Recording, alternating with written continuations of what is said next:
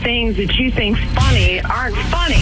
Give me talks all the time. I want talks all over me. The Alan Cox Show kicks ass, man. Welcome. Show me what you got. You're not going to see a lot of cocks on TV. Alan Cox from the Alan Cox Show. I don't know what it's about you, but I can't even stand your voice. I think you're the biggest asshole alive. It's going to be a great show. Let's kick it. I'll say kick it, and you'll just kick it with a tasty groove, okay? 1, 2, 3, kick it. Kick it. Come on. God damn it. Could you one time kick it? What the? Alan Cox. Here we go. He'll ad-lib. He'll be fine. It's the Alan Cox Show on 100.7 WMMS.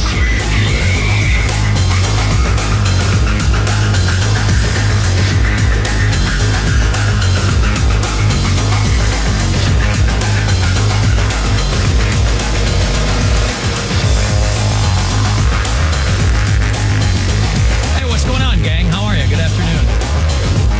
Welcome.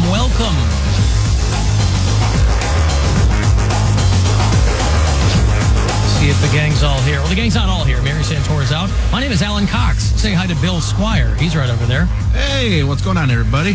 Thanks for checking out the Alan Cox Show in whichever way you do it. That's right. There's so many ways to do it. You can do it, oh boy, you can, if you like to look at things, you could look. If you like to listen to things, you could listen. Oh, what a brave new world. Radio has truly become television. You can look but not listen. You can listen but not look. Yeah, right. Those are good too. You can listen live. You can listen later. Speaking of listening, can you mute your mic? Time shifted. What's that? He's on the live stream. It's all muted, man. I don't know what the heck. Okay. I think it's your camera then. Anything I need to do over here? No, I think his. Turn your phone off, like silent. Okay. Poundcake is back in Studio G because he's a real G. Afternoon, white people. Happy Friday, Junior. I hate when people say that, but I'm saying it. I've never heard anybody say Friday Junior. Yeah, Friday, Junior. Friday Junior. Not quite Friday, but next to it. Huh. Yeah, but it already has a name. Like, it's already Thursday. Right, like you don't need to say, like, if you say Friday Junior, like, wait, but what day is it? Right. It's Thursday. Thursday. Friday Junior. Yeah. Well, I'm out tomorrow, so tomorrow will So be... it's kind of a Friday. Hey, it'll be the first Sum of show from the new studios. Very exciting. Can't wait for that to go wrong. Very, very exciting. Actually, nothing should go wrong. No, that just runs. Yeah, that runs, yeah. But if anything explodes, there'll be people here to check in on it. Not me, but anyway, however you listen, however you look, happy to have you. You can join us on the phone, 216-578-1007, 800-348-1007. You can send a text if you like. That number is 35192. You can go to alancoxshow.com. That would be your primary looking spot. And I went all the way to Oak Tree today. You did? Not because I forgot. You just were on autopilot? No, I didn't forget. I went specifically because I wanted to grab the bureau chief map. Because out of all the things, when I was emptying my office and emptying my production studio and just throwing everything in my car over the course of a few days, these things are all in my garage now, I forgot the bureau chief map. And so last night, I set myself a reminder, go to Independence, go to Oak Tree tomorrow, because you can grab the bureau chief map off of the wall. And we're eventually going to have it digitized so we can throw it up on one of the monitors that we have in here. So I go all the way down there, and it's gone. Now, mind you, it's not like the Oak Tree Studios have been stripped bare of everything. There is crap in the hallways. There is stuff still in the studios. WTAM, I think, was supposed to be down here this morning, and I don't think that happened. So I think WTAM, it might be different now. But, you know, on our first day here on Tuesday, Bill Wills, who's the big morning guy, his mornings at TAM, he called in and he was like, hey, send a chopper. We're still out here at Oak Tree. So it's not like anybody's gone through and cleaned things up. It's still, our key cards still work. I saw members only Dave there when I was in the hallway this morning. Does he have He's a a TAM. bureau chief? Well, I He's a didn't big ask. fan of the show. I didn't ask. You should have. But the strangest thing is, it's almost as though that's the only thing somebody took. Right. Because when I went into our old studio, like, you had like a little pile of random crap. You had like a greeting card and a book, you know. Yeah, that's garbage. That's all just- it's all still on the floor. Yeah. Everything is still in that room except the bureau chief map is specifically gone. So I text you guys in the group chat knowing the answer, but I just had to, in case Be somebody, sure, yeah. be sure. I said, does anybody know where the bureau chief map is? And of course everyone said no, because why would you? It's my fault because I forgot to grab it out of all the other things going on. I just simply forgot to grab it. And it's not the most important thing in the world. I can create a digitized version with the list of people that I have. I don't need, but it was just a fun prop. Right. It's just a physical, tangible prop of the listeners that we have on the app around the country and throughout North America. And it's seemingly the only thing that's gone.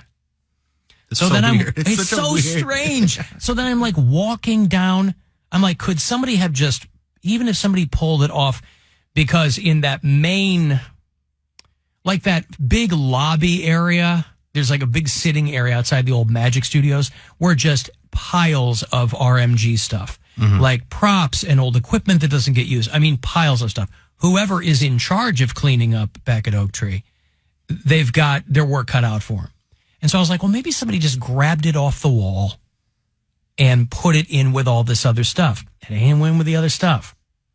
And it's not like somebody would have thrown it away, because who cares? Because again, like I said, when I walked in the studio, it was eerily quiet. Yeah, all the other Obviously, remnants were there. all the other remnants were there, yes.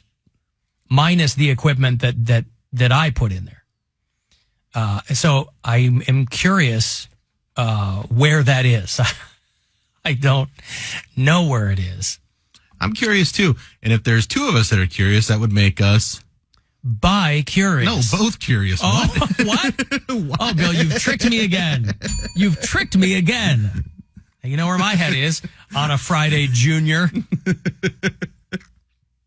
Al, does that make Saturday Friday Senior? I don't know. See, all the people that we're meeting once a year, my wife and I go up to northern Michigan with a whole bunch of friends. These have been friends of hers, you know, since she was in kindergarten, and everybody's married now with kids, and they're friends of mine because she and I have been together a long time now. So these were inherited friends. But they're all up there now. She and I are going up tomorrow. And so we're in this group chat, and my phone is just going bing, bing, bing, bing. I had to turn it off because it was just everyone texting in the group chat with photos of them drinking, and, you know, like, well, we're not getting up there until tomorrow. We're going to drive up tonight, drop the kid off at Grandma and Grandpa's, and then go the rest of the way tomorrow morning. But I got to tell you, I'm not going to be able to stop thinking about that bureau chief map now. And it's the stupidest thing. It really is immaterial to our purposes here. It was a fun prop to have. I put all the push pins in myself. So there was no small amount of, I don't even know where, did you make the map? The map itself? I got the map from a customer Okay. that actually worked, I think, for Rand McNally. As a cartographer? Yeah.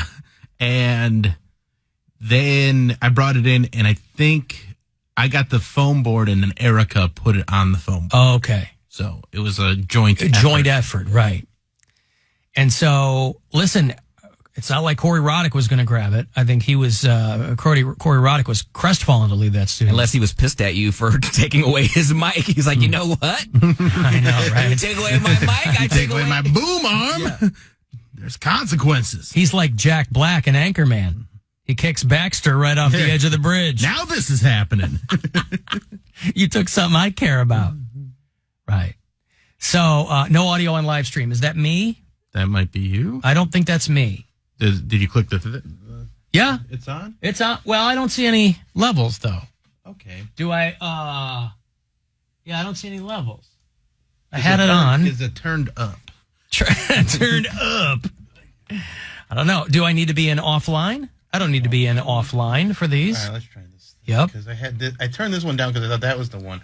Okay, so I don't know what. The day that Okay. we come in here and Now we've like, got it. I don't know how any of this works. Well, no, listen, this is day 3. Like, even the engineers who we had one in here before the show, he goes, you guys have stuff that none of the other markets have. Like, you guys are working with brand new processes. Like, we pair to the studio that Poundcake is in with a button on my board that says pair. It couldn't be easier, right? Now, it is spelled P-E-A-R, which was confusing. Piles of fruit kept popping up, being delivered. It's P-A-I-R. And rather than having to worry about what studio is somebody in, I dial it up, I hit that button, easy peasy. He's like, you guys are the first ones to do this. So there are still a lot of things going on behind the scenes. I know, just me trying to figure out how to figure out recording audio in here, like not on air, like all behind the scenes stuff. I'm like, so do I press this button? I am so terrified, and I don't know if it's PTSD from the water, but I'm just so terrified to press one button, just one little thing that's lighting up, like turn it off, and then everything is just goes, kaput. But So once you I'm do get the hang of it, just think of how much further along you're going to be. You'll be a I'm pro. gonna be so in it. proud. Yeah, I'm of like, course. We all will be.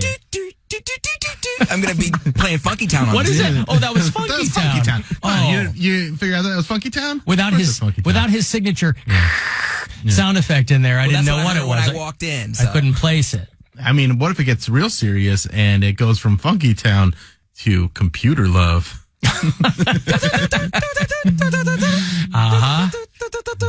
Alan Cox. The sort of man we used to describe at school as a complete prick. The Alan Cox Show. On 100.7. WMMS.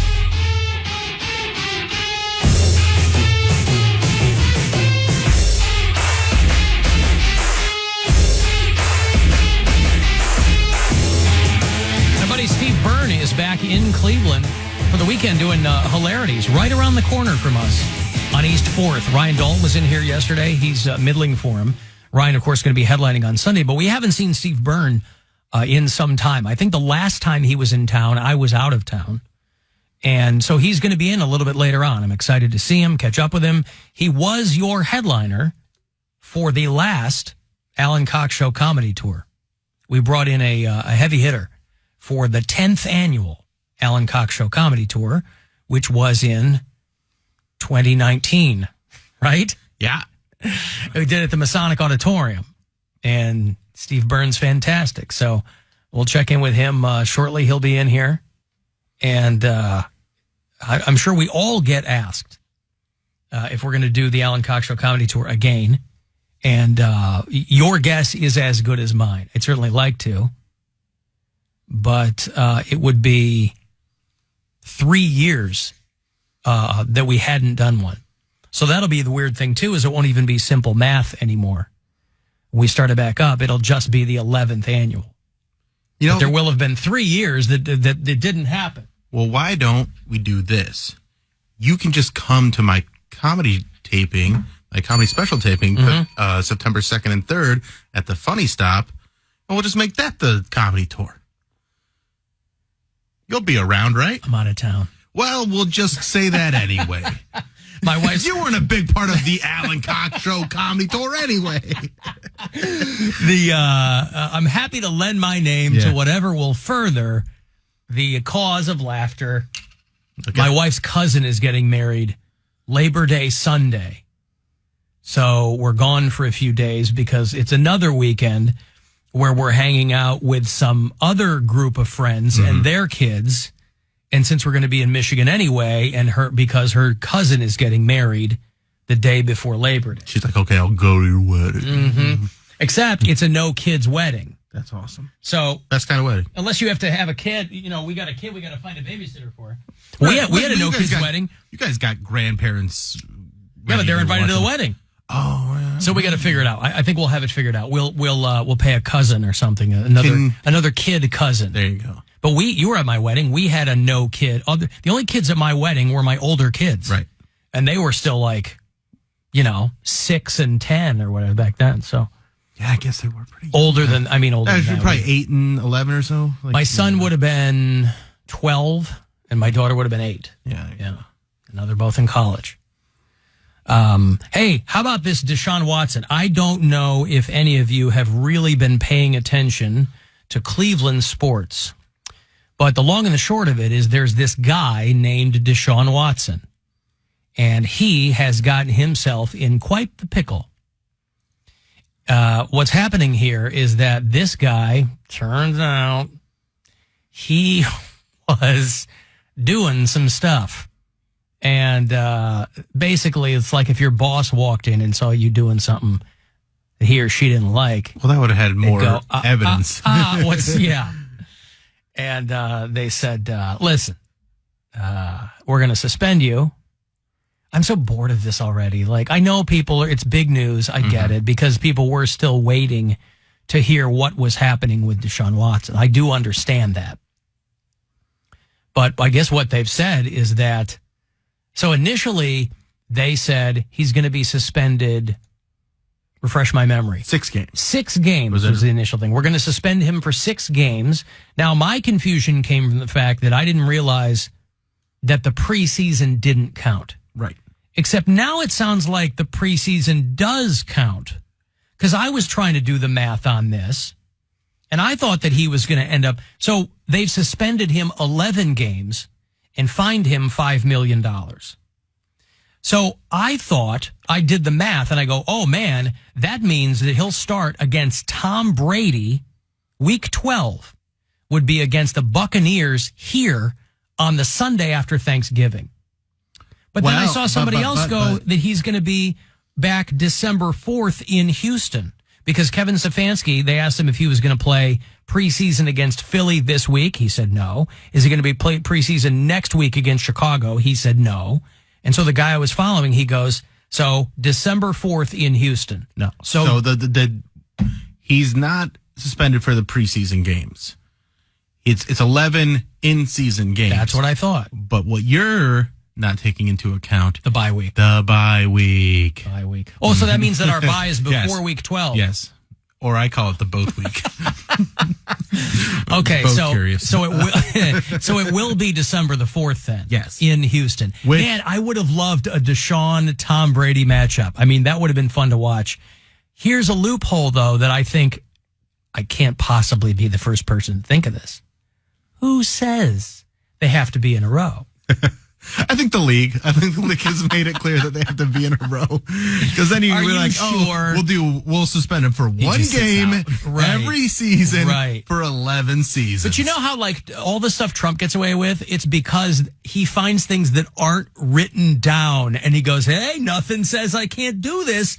And they go, God damn it, those stupid farmers in the 1700s didn't write that down. The NFL, if they didn't write down suspended games in a row. Yeah. I'm sure it says consecutive. Oh, it does? I'm sure. He could take off 11 games. Be out there kicking it.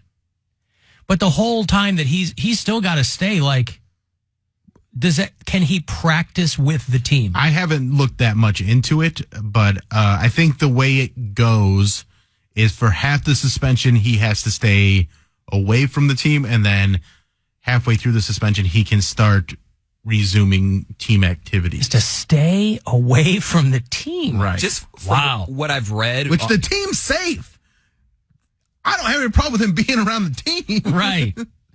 None of these guys are going to give him... who we're trying to keep him away from. None of these guys are going to give him a massage.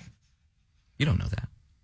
Well, I don't know that. You're right. $5 million fine in 11 games. I thought this was all done, but I guess no, because they appealed it. So Roger Goodell appealed it. Is that what it is? Yeah, the NFL appealed it, and then they came to a settlement between the NFL and the NFL Players Association and decided that 11 games, $5 million fine is going to be good enough. It'll suffice. Yeah, it'll suffice. It will suffice, won't it? From what I've read on social media about this, because I was at my morning job when I was scrolling on my phone and I saw it, people are so okay with this. They're like beyond okay with what? They're okay with that's the punishment. Cleveland. They're like, oh great, he's been punished. Let's go Brownies. Like, all right, man, come on, Deshaun. You got your punishment. Take your lashings and let's go. Well, not only that, but there are a bunch of other guys on this team I mean, that's what I'm thinking about. This is one guy. But I understand that. But the fact that people were like saying yes with a bunch of exclamation points and little hearts, like he finally got his punishment. All right, let's go team. Well, yes, that's what it's supposed to be. I don't know if it's a celebratory moment, though. It seems kind of odd to be celebrating. All right, he was punished. Great. Yeah, but what should be the proper reaction? These are fans of the team who want to see them play. And it's been like an albatross around your neck if you were a fan waiting for this. Like I said, people are so bored by it. I understand. It's not celebratory. It's just like, good, fine. It's put to rest. Yeah. We know exactly what's going to happen, and you can move on. I didn't care one way or another. We know you didn't, but also you're the king of separating the work from the person. I think most people should be like that. And not everybody can be. And so why wouldn't you understand that? Yes, they're like, okay, 11 games, that seems fair. He's got it. It's all put to bed now. We know when he's coming back. We know when we're getting the quarterback that could take the Browns to another level. So I can see why people are excited about that. Again, I am not. I don't care. I was going to say, that was my next question. No, I've washed my hands with the Browns. He's cast his lot with the LA Chargers. And what do they say? Bolt up. Bolt up is what they say. I just didn't know if that was... It's more fun to say than here we go Brownies. You being done with the Browns. I didn't know if that was conditional. No, there's no... Because... They can't come back from this ever? To me, no. To go and not only...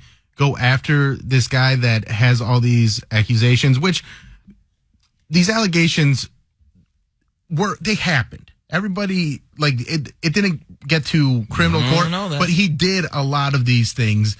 That's what the ruling here is saying. That's why he's apologizing, because he did do all these things. He's waiting to see if he got away with it first, just before he apologized. Well, he's not getting away with it, but he's not that's why he was waiting. Yes, you want to see how much you can get away with. Like, do I have to accept fault for one? Because I can admit one, but the rest of them are piling on and they want money. So you want to see how many you can get away with. They want money. Yeah. But if you admit to one...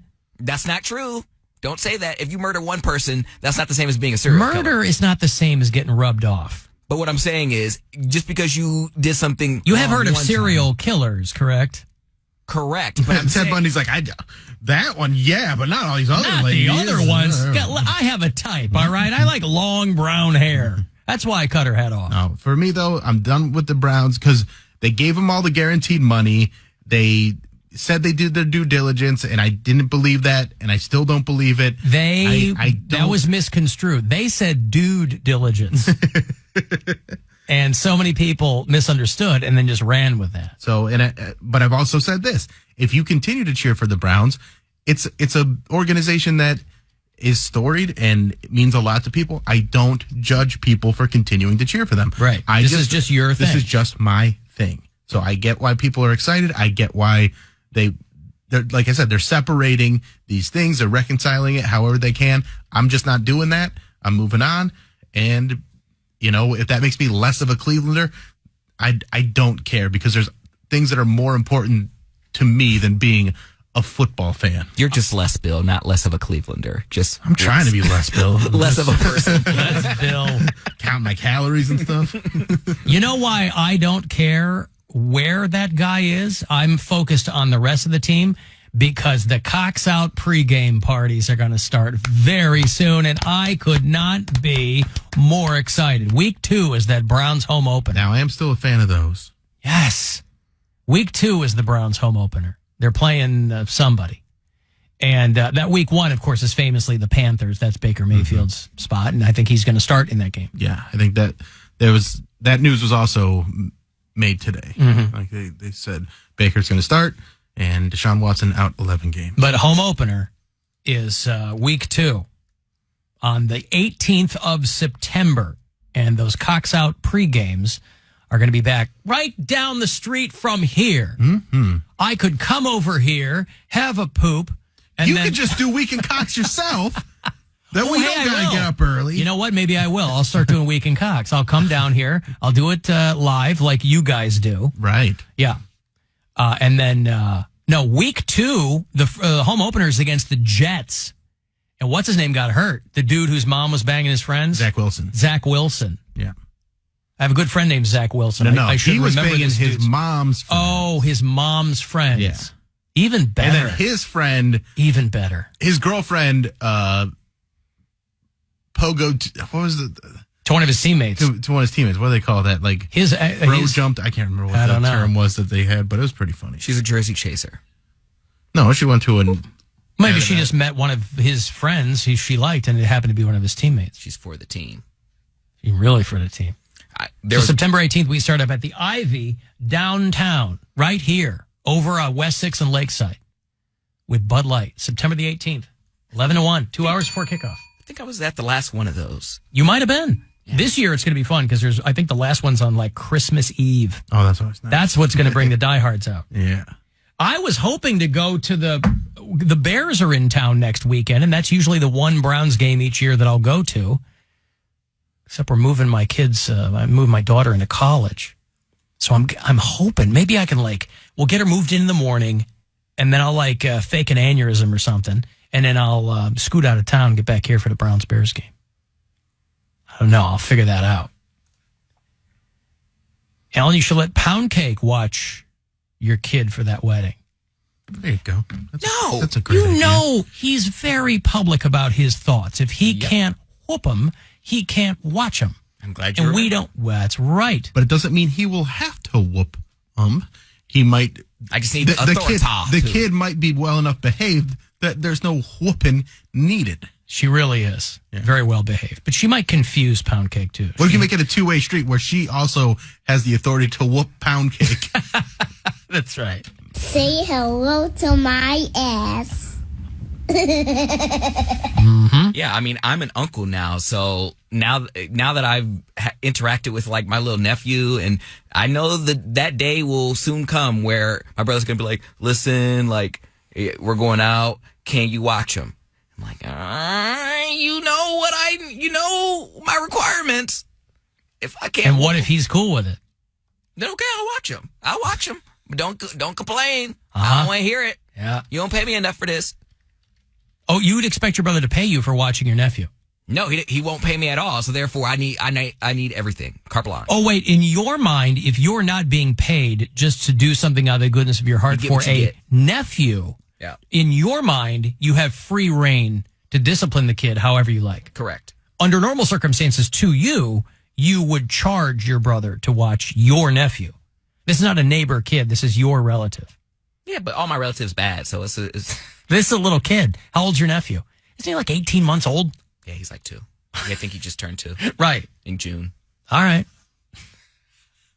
Can we get a little clarification on how that all went, or can you not share? Other people are involved. How what all went? Yeah. Because, I mean, he's made mention of this nephew for a while, but it wasn't really. So I It's didn't settled know. now, and I'm not Okay. about to ruin it for him. So. Okay, all right. Well, I don't want to blow up anybody's. What do you mean? Like it's a bastard child? Is that what it is? Not necessarily a bastard. They, There's some complications in the. Oh, really? Are there DNA tests in the mix? yeah, everything's taken care of. Oh, boy. I'm not going to speak on it because it's Okay, not my okay, place. okay. I didn't mean to even go that. I mean, I am. I'm just kidding. I am the whooping aside. I am bypassing the real reason the Poundcake is never going to babysit my kid. Hey, I molest children. Don't do that. We're in a new I building. didn't There's do people- it. a lot They're of- hearing that on the street. Yeah, there are important people walking past. Hey, I molest children. Don't do that. Mayor Bibbs walking into the Hey, building. I told them as I didn't it want our goes. show on the speakers, but they want the show on the speakers. You pays your money and you take your chance. I still don't know if they're You on. get what you get. Oh, they're on. So they are on playing on the street. Yes. Oh, girl. Not even on delay. Program mode. Oh, God. Yeah. Yes. Oh, I don't like that. Okay, so let's be real quiet. See, Hey, I molest children. Okay, I thought you were going to do something else. I was like, ooh, what are we doing? so that's the only one that's the only Yeah. thing people hear when they walk by. Big ones, small ones, skinny ones, tall ones, brown ones, black ones, round ones, fat ones. There's got to be a day when we are just hitting Poundcake and Mary Sounders as people are going hit As we see them walk by. as they walk by. We'll try and hit and the people came all over me. The Mary. Have Poundcake laughing at people as they walk by. My George. Oh, wait, I know a better one here. There's somebody walking by right now. Let me wax your poop. It's me creeping around the corner. I do have a huge penis. I'm okay with that one. Yeah, scream that. He's like, yeah, let's get that one out there. I want to get a good buzz going. Yeah. Homie, there was a dude that walked by, because I don't have a dedicated production studio anymore, so I'm doing everything in this room. Like from the minute Mark Nolan goes off the air and leaves his studio, I'm in here and posted up and doing my work. And there was a guy that walked by our studio window, Poundcake. Huge bulge.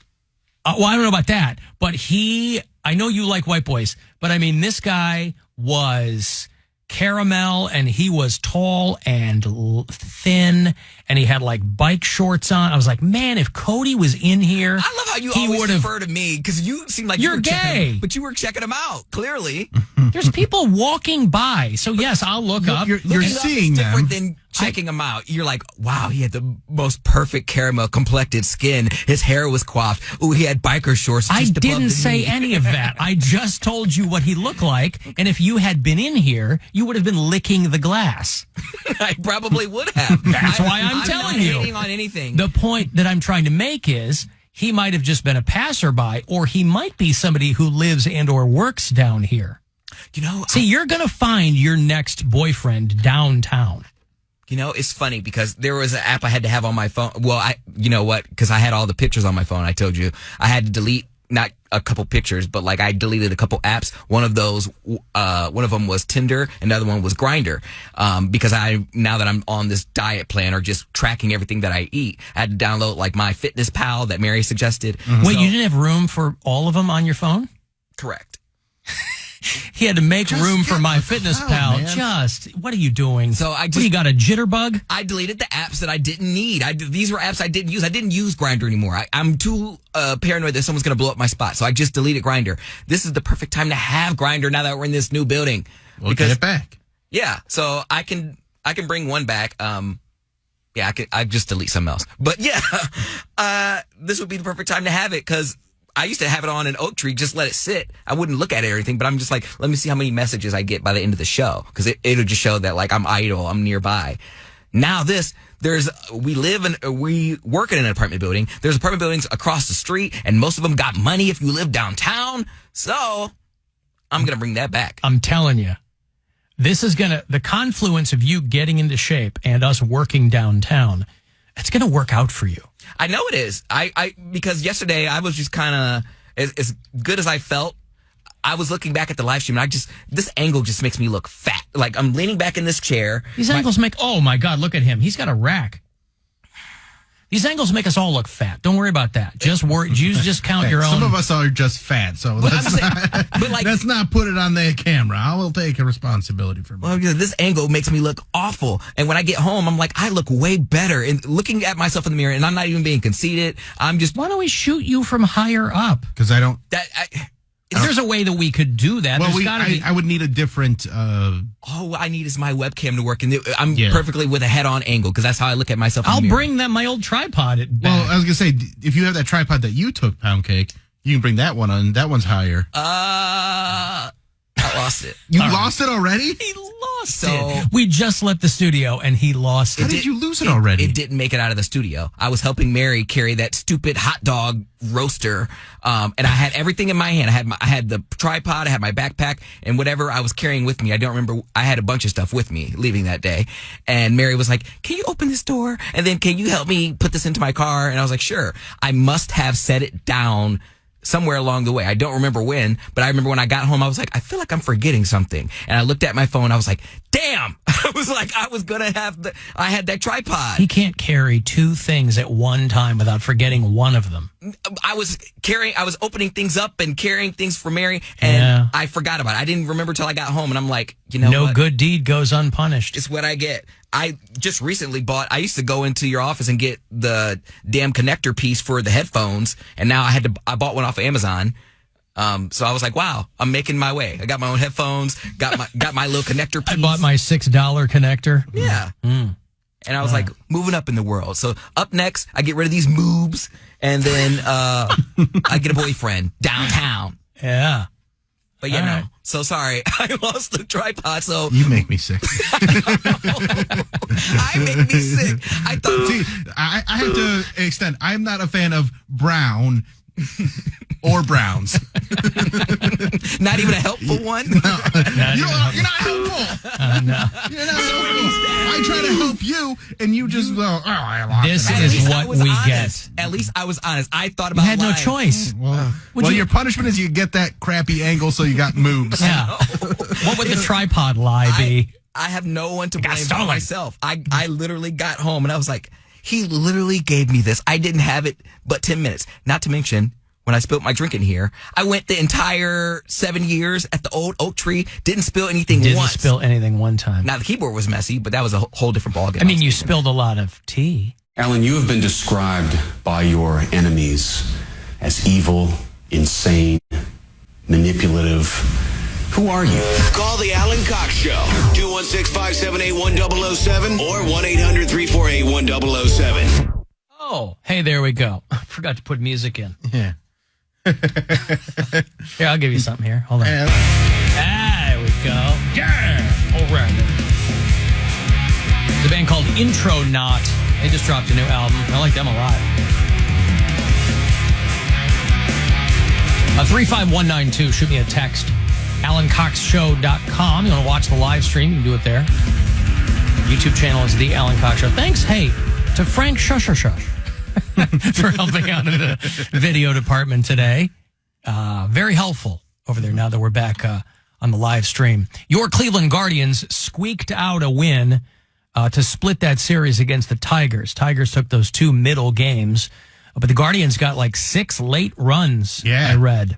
That's pretty cool. 8-4 was the final here at home. They will stay at home. They're off tonight, but they'll start up tomorrow night against the Chicago White Sox downtown at Progressive Field. You hear that here on MMS. That is going to be, it might be fair to say that that's a battle for first place. The White Sox and the Guardians. I know that the Twins are in between the two. The Guardians still sit atop the division.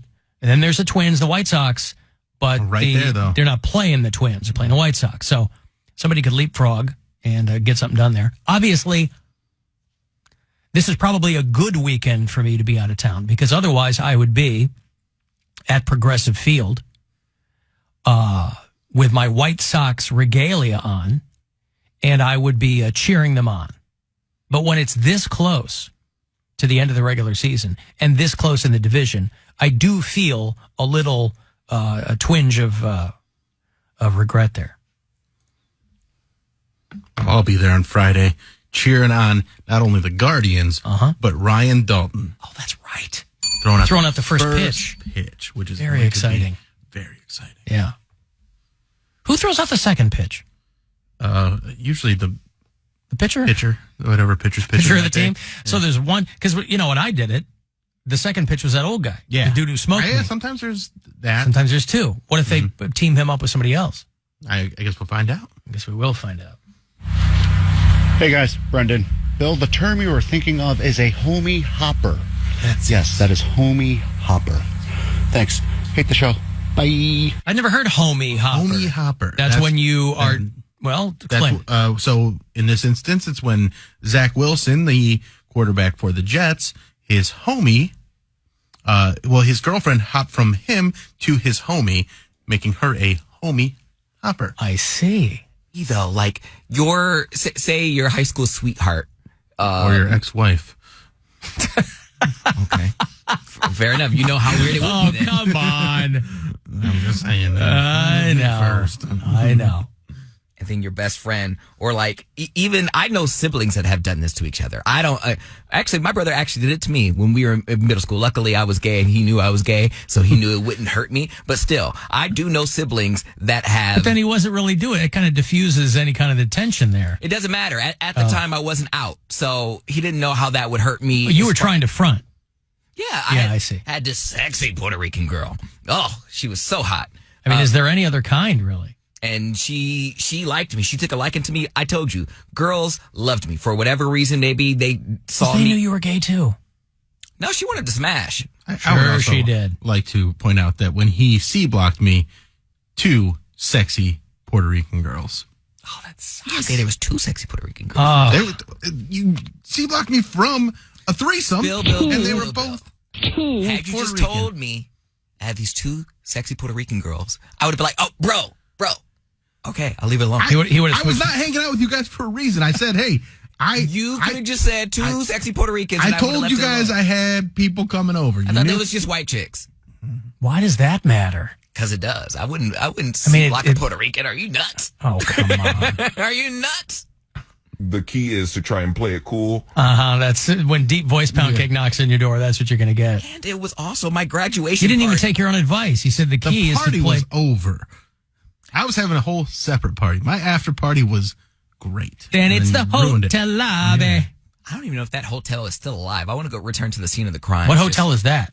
I don't even know. It was one of those hotels where it was like a Quality Inn, but like the U and the L was missing. I was gonna say like the letters were just hanging off the building, and you can see where they used to be. It's the Al Qaeda Inn over there. Oh, this wasn't the Aloft downtown. No, this was the Aloft downtown was the one where I invited a girl to a threesome. And it ended up being my ex-girlfriend. Right.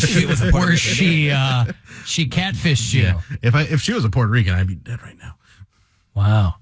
Yeah, no, this was at a hotel that was bought by another hotel that was bought by another hotel and then forgot about.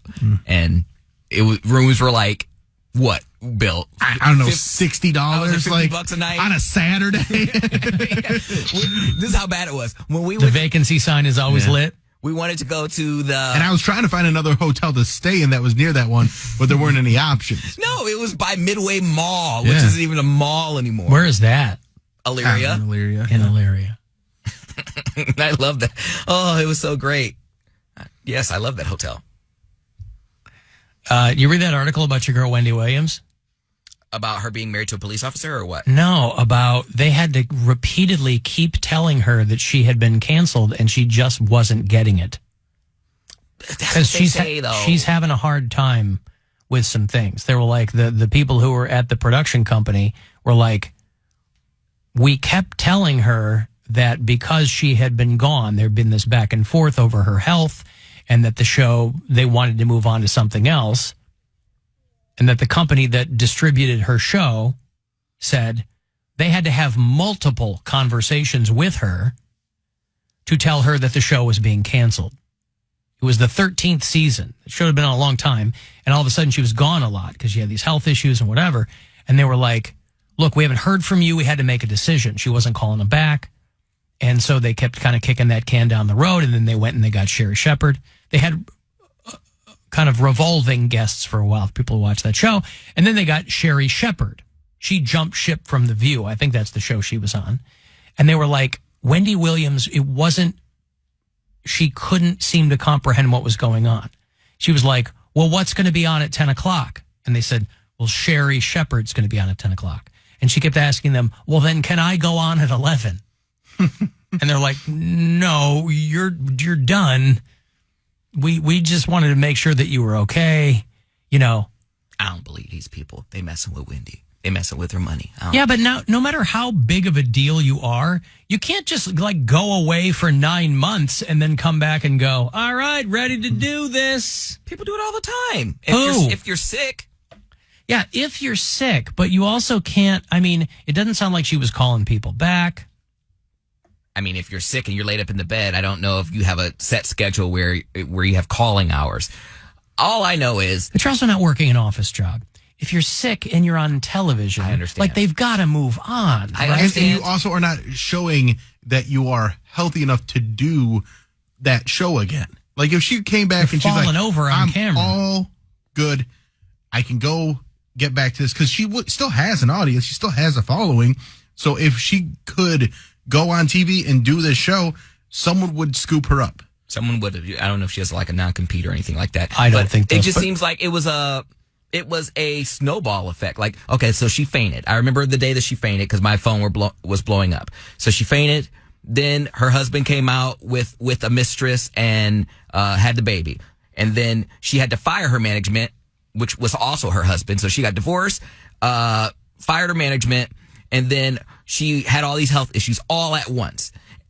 To me, it just seems like they were looking for a way to get rid of her. But if they're looking for a way to get rid of you, they will do it quickly. It sounds like they gave her more time than anybody would have gotten. So there was a level of respect there, I guess. They were like, look, this has been 9 months. We can't just, we're running a show here. We've got to, I remember when I first went to Pittsburgh, I was on in the afternoon when I first started there.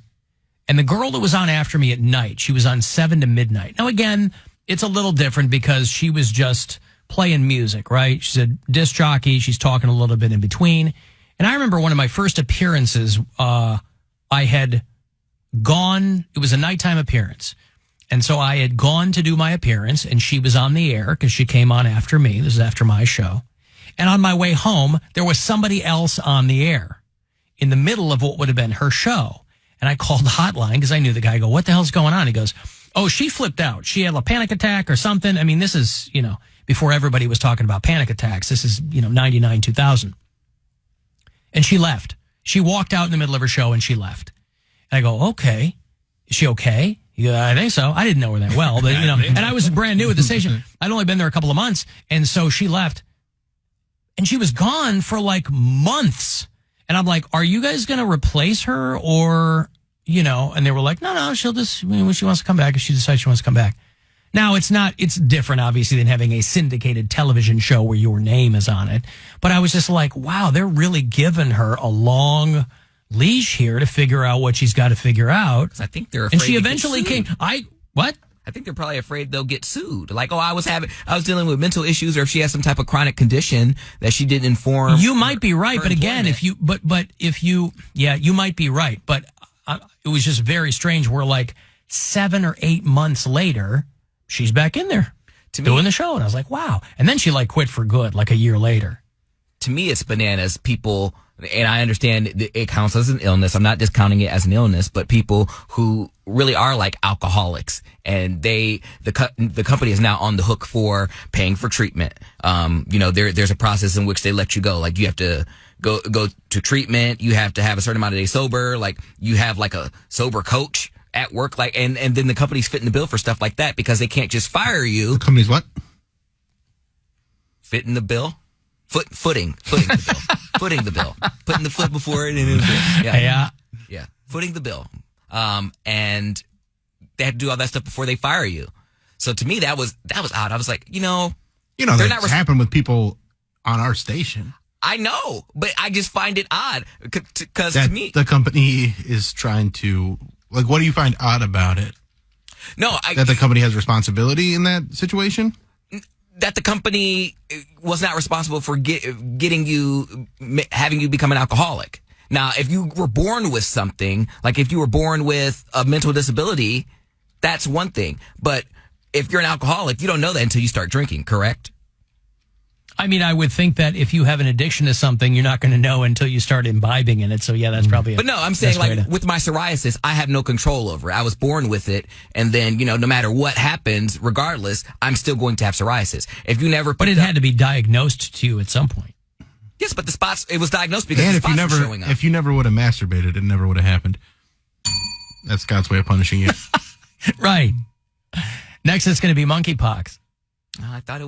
I was like, wow, Biddy Wrestling really got something to me because I thought I was getting like ringworms from like the mats or something. So I was like, well, this is a reason for me to never be fit again. And then, no, it was psoriasis. They thought it was a ringworm, then it turned into eczema, and then it was ringworm. Psoriasis. Yeah. Wow. Because it was on my butt. I had one on my butt cheek. Well, that ring is supposed to be there. Oh, on your cheek. Yeah. He's got the ring is supposed to, he's got sting ringworm. That's supposed to be there. Doc, it's a fungal infection. Looks like in the 50s where they gave people the polio vaccine and they had that bottle cap scar on their arm. That's what it looks like. So no, I just was curious as it's weird what companies are liable for, because if someone's bipolar and they have a freak out at work and embarrasses the company, can they fire them because of that outburst? Or do they have to, he's bipolar, you have to, well, I wean him off? I think these days there have to be some accommodations made. Mm-hmm. But you will get to the point with any company where they're just like, if you can no longer perform the duties of your job, that's cause for dismissal for anybody. And you can sue, but the fallback position for any company is going to be like, look, we gave them a couple of months or whatever, but we need someone to do that job. I'm not going to just pay for my health insurance. But that's why.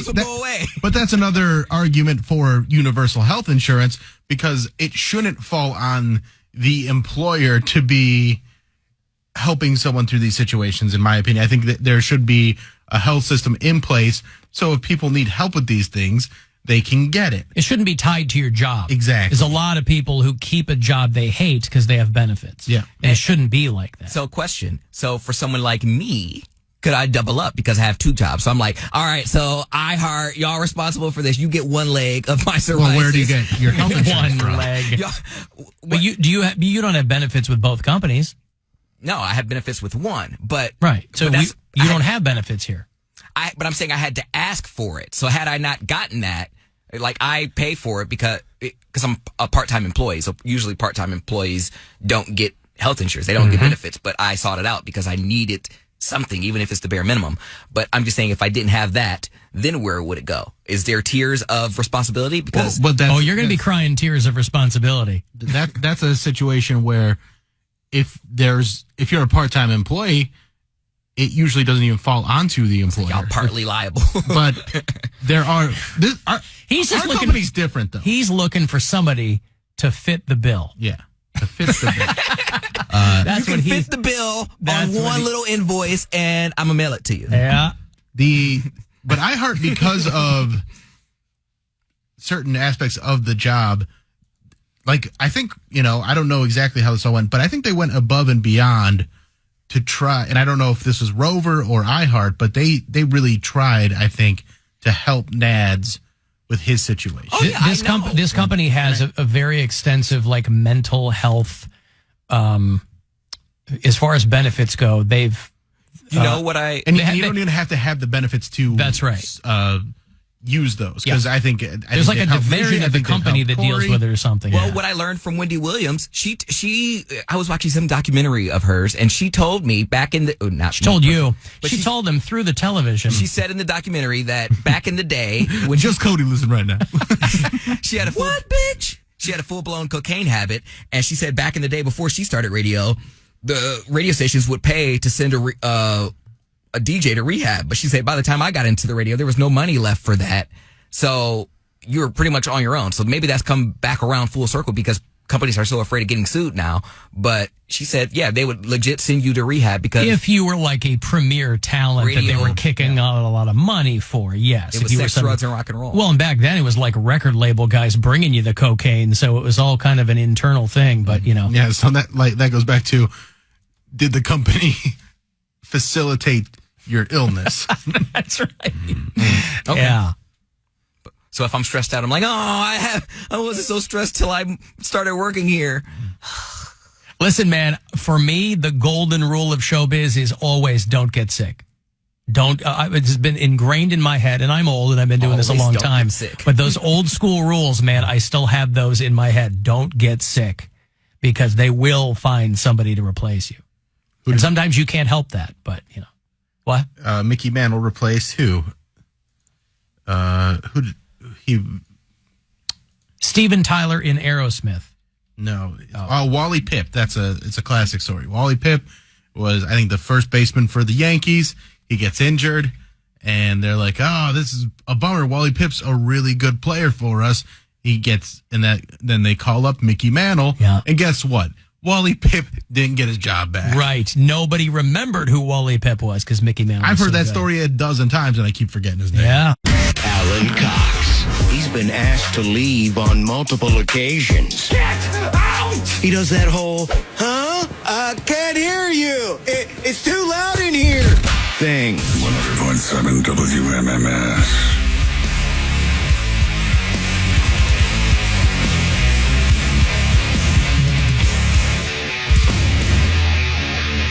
Speaking of Black Veil Brides, I was reading an article this morning. Andy Biersack is the frontman for Black Veil Brides.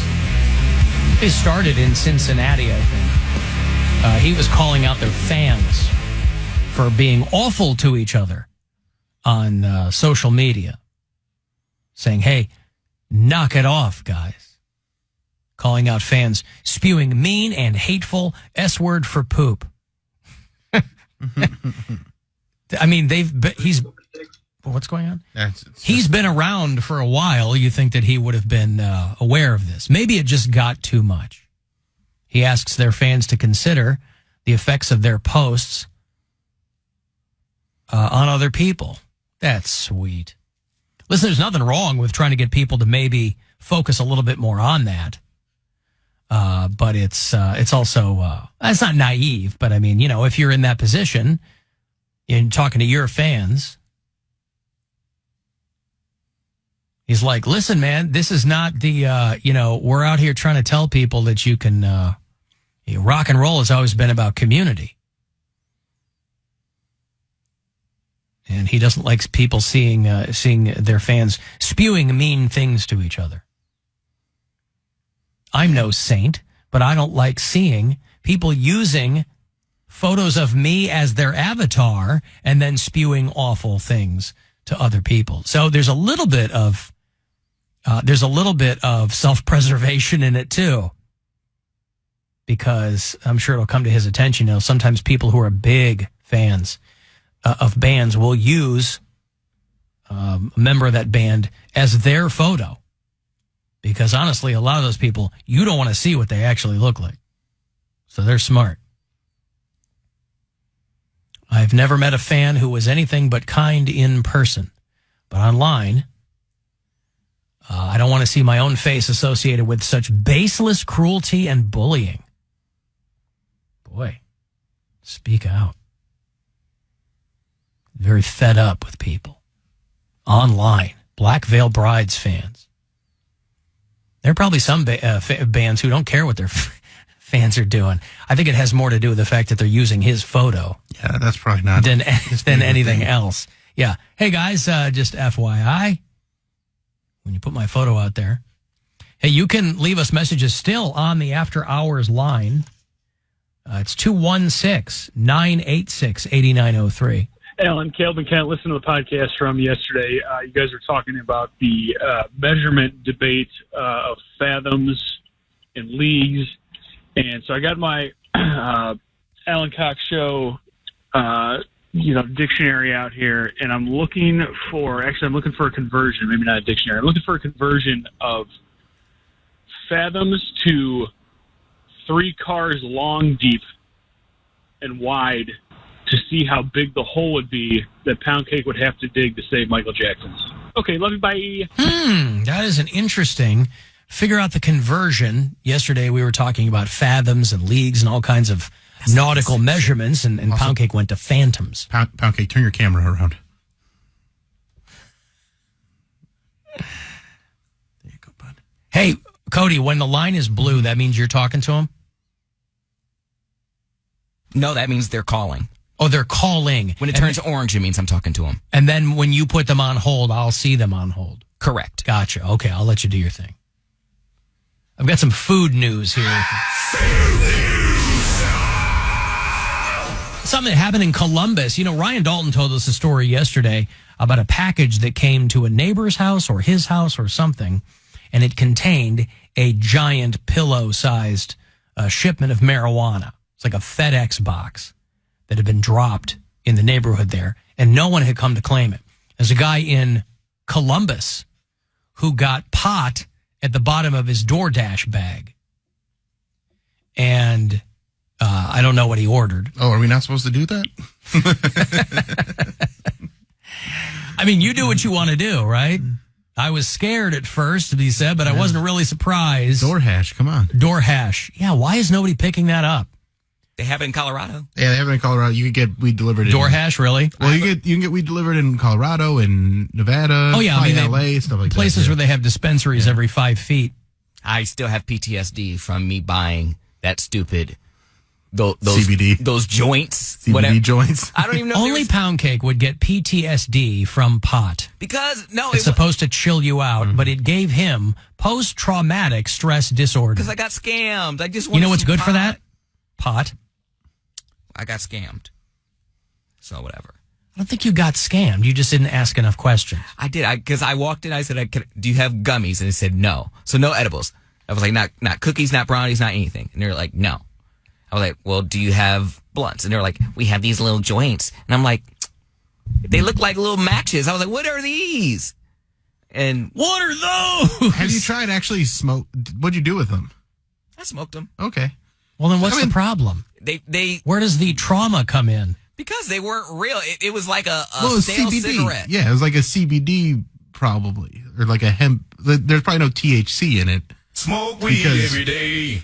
That's the one thing that they can't sell on the strip. On the strip, or like in touristy areas. Like you have to go to an actual dispensary or get it delivered. Like you have to go outside Vegas for the legal hookers. Mm-hmm.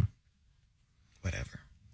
Did this start with the driver, or did this start in the restaurant that I ordered it from? Which makes me question where are these drugs coming from. He would give me my money back and refund me my order if I gave him my entire bag back, because he claimed that there was medicine in the bag for his friend. I told him, no, sir, I can't give it back. I just want certain companies like DoorDash or Grubhub want to question what kind of background checks they're taking for their employees, and do they really know the people who are working for them? All right, this guy's a nerd. By the way, I think it's adorable that this guy thinks that any of these things are doing background checks. They're looking for warm bodies to deliver food, to drive you around. That's why those people are considered independent contractors instead of employees. So when something goes south, the company goes, hey, they're not employees. We don't know. Background checks. And also, what? It was a little bit of weed. Yeah. Like, it's not the end of the world. Like, give him back the weed, dude. You don't have to give him the whole order, but you give him back the weed. Well, if he I messed mean, up. But I don't know if I contact the news and be like, It's a slippery slope. I will defer to the benchmark case, Finders v. Keepers, and say that this guy... That's also fine. If it's in the bottom of the bag, nothing saying he's got to give it back, but like, they should find out their background checks. What? Also, if they do a background check on people delivering DoorDash and weed disqualifies them, guess what? No one. DoorDash, Uber Eats, all of it gone. They fold You think you're going to be able to tomorrow. get a pizza delivered if they're doing background checks on delivery At drivers? 4 in the morning? Hell no. All those people are stoned. They're like, hey, bro. Can I That's have a why they slice? like that job, because you can do it while you're smoking weed. Like You're driving your car. That's like the fun cliche in movies. Right. In fun movies is the stoner pizza delivery guy. And this Poindexter down in Columbus. Lately they should do background checks. You know what? I don't know what's happening down there, but should figure it out. I don't know if my panini was in the right hand. I'm sure there are stories, because I can remember times in college where our pizza delivery guy like showed up and he was cute, so we invited him in and he came and like smoked with us. So I'm sure there's been Uber Eats drivers where like, man, forget this, I'm canceling this next ride. That's such a college thing to do, is invite your delivery driver in and get high with him. Oh, he was These so days, hot. you're like, thank you, homie. You tip him and he's off your doorstep. He was like, well, because we answered the door with stuff in our hands, and he's like, whoa, you guys are partying. And we were like, yeah. He's like, yeah, pizza smell good. Here you go. I was like, you want a slice? He's like, well, I can come in and kick it for a little I don't second. think I will ever use a food delivery service. Like if I order and I almost never have pizzas delivered. I just go pick them up. It's not that far away. Mm-hmm. But a pizza, like a guy working for a pizza place, I would be more prone to do that. But like DoorDash and Uber Eats, just these random people that you go, hey, pick up food for me. I just can't see myself using that. I know they're really popular and convenient if you want to pay $25 for fries, but I just can't see myself doing it. The food gets to you. You don't know what condition it's in. It's probably cold. Because we've all been to places and seen the person standing there waiting to pick up the food. And then they got 4 deliveries along the way. Yes. I'll use them every once in a while, but I don't use them that often. I'll usually opt to just go pick stuff up myself if I'm going to do that. But most food, even when you pick it up yourself, it's not great. It's by the already time you get lukewarm. home. Yeah. Yeah. So like just eating at the restaurant's the way to go. There's a YouTuber in Spain who said that he only eats free things. In his mind, hey, I'm here eating at your restaurant. This is worth a lot of money to you. Wait. You're the guy that got mad about coupons, and now you're saying this guy, I don't think he's the love of your life. I think he's living the life you want. I was like, he's an inspiration to me. There you go. My bad. Aspirational, yeah. No, don't take me on a date and be cheap. But if you want to live a cheap lifestyle, I know that I'm not getting unfair treatment because That's just who you are. So that's all. Well, he got him banned from YouTube because he went into a restaurant and they wouldn't give him an empanada for free. It cost $2 off the menu, but he said, so he ate it and he goes, "You're on my channel." Now, he has 35,000 followers. I guess people can argue as to whether or not that's enough where you think you should be charging people for their promotion. Well, There's people with millions of followers who don't do stuff like this. We have on the Alan Cox Show YouTube, I think we've got 11,000, and we don't charge It's all free anybody. of charge. It's all gratis. Yeah. We'll throw an ad on, but that's just because we use a lot of music that has the rights that we don't have the rights to, so they got to make their money. There you go. And then I got 70,000, and yeah, it's not anything like that. I'm not going, well, I got 70,000 YouTube subscribers, so give me this empanada for But it's $2. I'd be so embarrassed. Yeah, he should be. It's a great scam you got going. If you walk in, you go, "I'm doing a live stream here for 3,500 people," and he only eats for free. And they were like, "Yeah, well, we're not going to give you free food."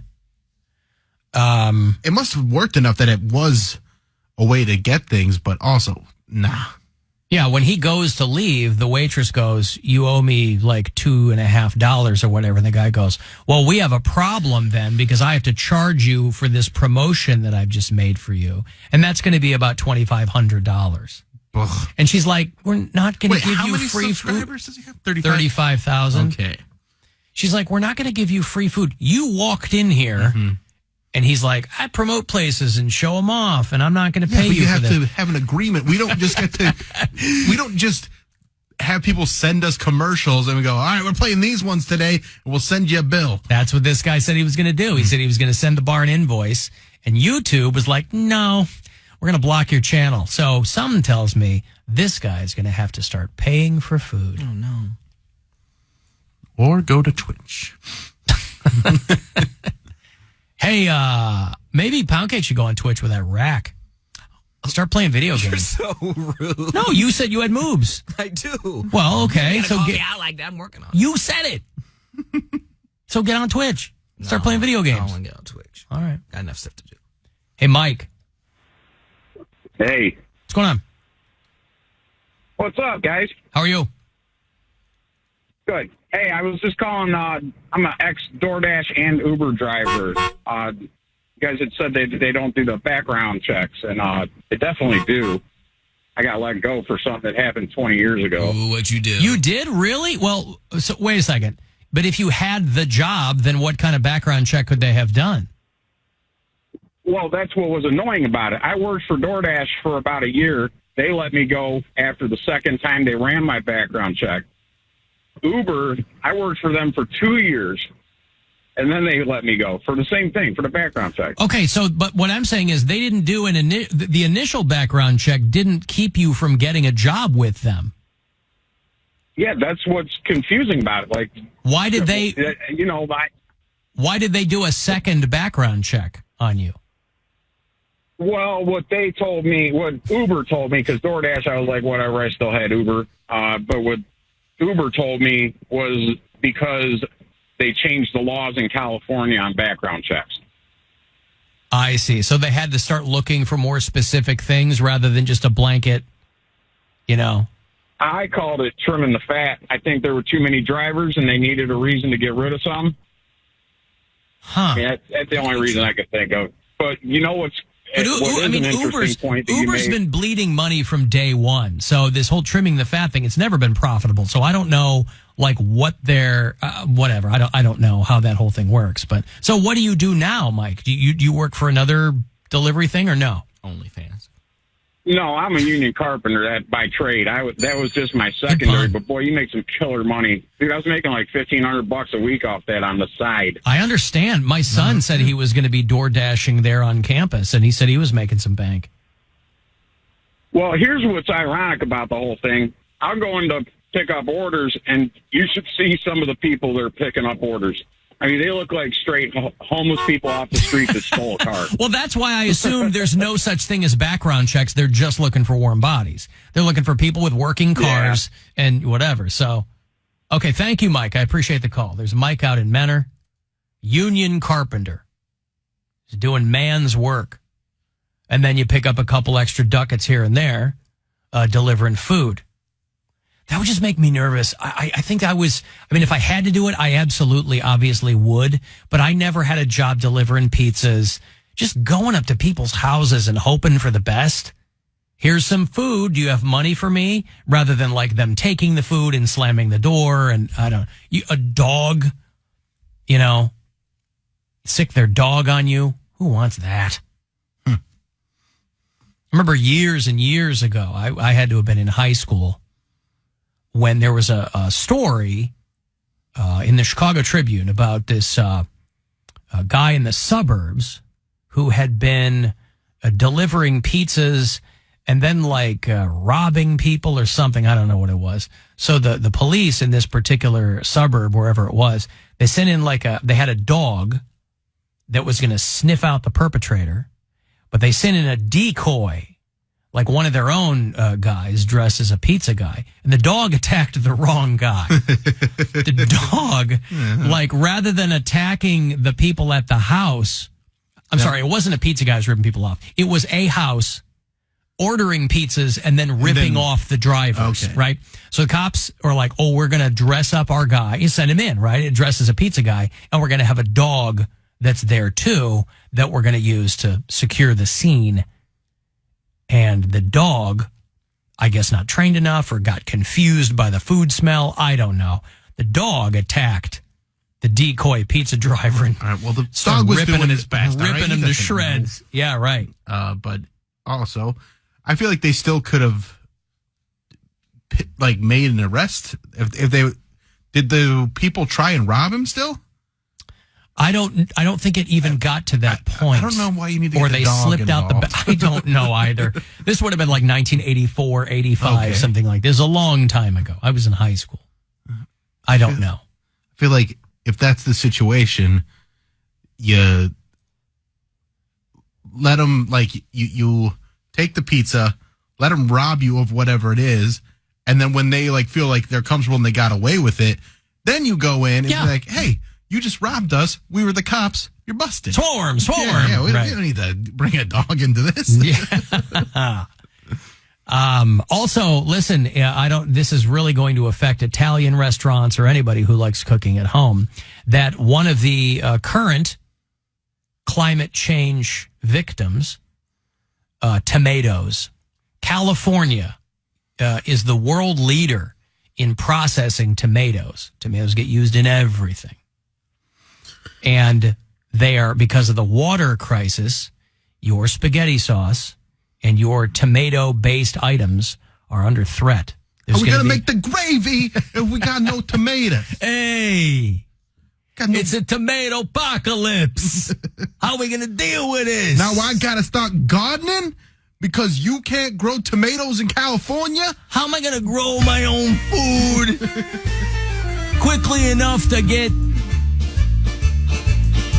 the tomato? I'm supposed to live an Alfredo lifestyle now because of the climate? It makes no sense to me. I'm not an Alfredo guy.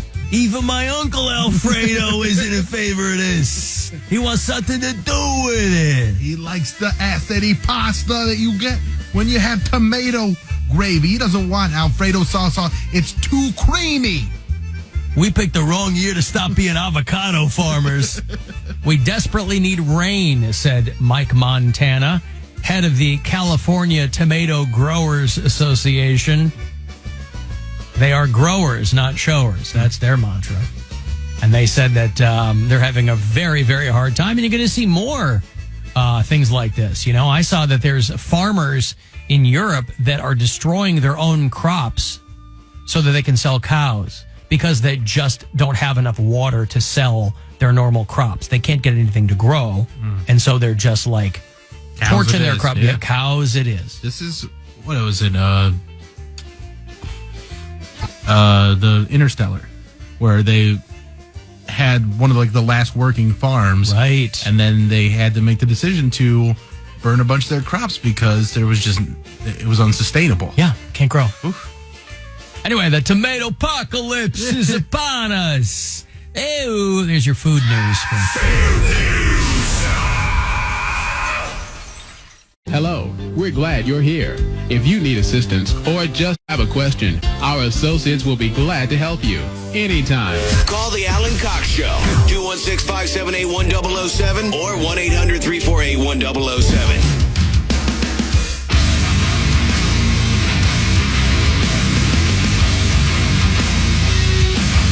35192, send a text, AlanCoxShow.com. You want to watch live? Do it there. Thanks again to Frank Shush for helping out. The CEO of Sassy Sensations, I believe, if I recall correctly. And if you listen on the iHeartRadio app, you can always send us messages there. Little talk back button. Steve Byrne is going to join us in here. He will be our second in-studio guest in the new studios. And he's right around the corner all weekend. He's doing the shows at Hilarities. Ryan Dalton was here yesterday. He's opening for him. Ryan will headline on Sunday night, and he'll throw out the first pitch before tomorrow's Guardians-White Sox game. That's the first of 3. I think they play through the weekend.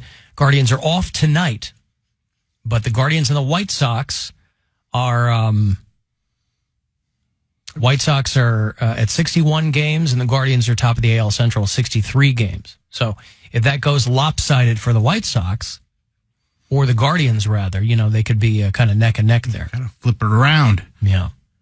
For people asking, and everyday people do, you can use the promo code RADIO for 20% off at CLE Clothing Company. They are right around the corner from us on East 4th, a little flagship store there, but they're all over. They're out at Crocker. They've got a bunch of stores. And if you're in one of them and you buy some, just use radio upon checkout. If you are lazy like me and you shop online, you can just type it in for the promo code as well. I was thinking of Poundcake when he talks about church. This viral video of this pastor. See, this is why people don't take, well, I shouldn't say don't take. This is why people shouldn't take religion seriously. Because all these scammers, you can open a church now in a strip mall. You can be in an abandoned photo mat and have a church. I think our church was in a strip mall. Actually, it was. A lot of them are, and they, some of them try to have hip names or whatever.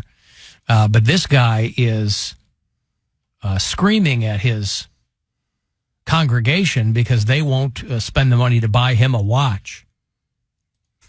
And he's beside himself over it. You ain't gonna buy Jesus a watch. No, not Jesus. Him. He wants one. He needs to know what time the Lord's going to come back. Gonna call him home. At least this guy's honest, because all these scammers, your Joel Osteens or whatever, your prosperity gospel types, they're the ones that are like, listen, God wants you to do this. This guy is like, you too poor to buy me a Movado watch. He looks like he's in, literally, he looks like he's in like a kimono suit. I don't know what that is, but no, he's wearing, for some reason, he was wearing like the Roman collar. I don't know, to give off that reverend vibe. I don't know what. You got video of it? Yeah. It sounds like there's you like. Want to try it out? Yeah, let's try this. It sounds like there's about 6 people in this room. You just move that up to the top one. It's kind of grainy here. Hold on. So how would I do this then? Okay, we're going to try some video here. Go to the. Oh, is this the first time we're using it? Yeah, down here, display capture. Yep, and then just move that. And then up there. Yep. And then I have to widen this out, though, right? You gotta full screen it. Full screen it right there. Okay, here's this guy. Should be. See, that's how I know you still poor, broke, busted, and disgusted, because of how you've been honoring me.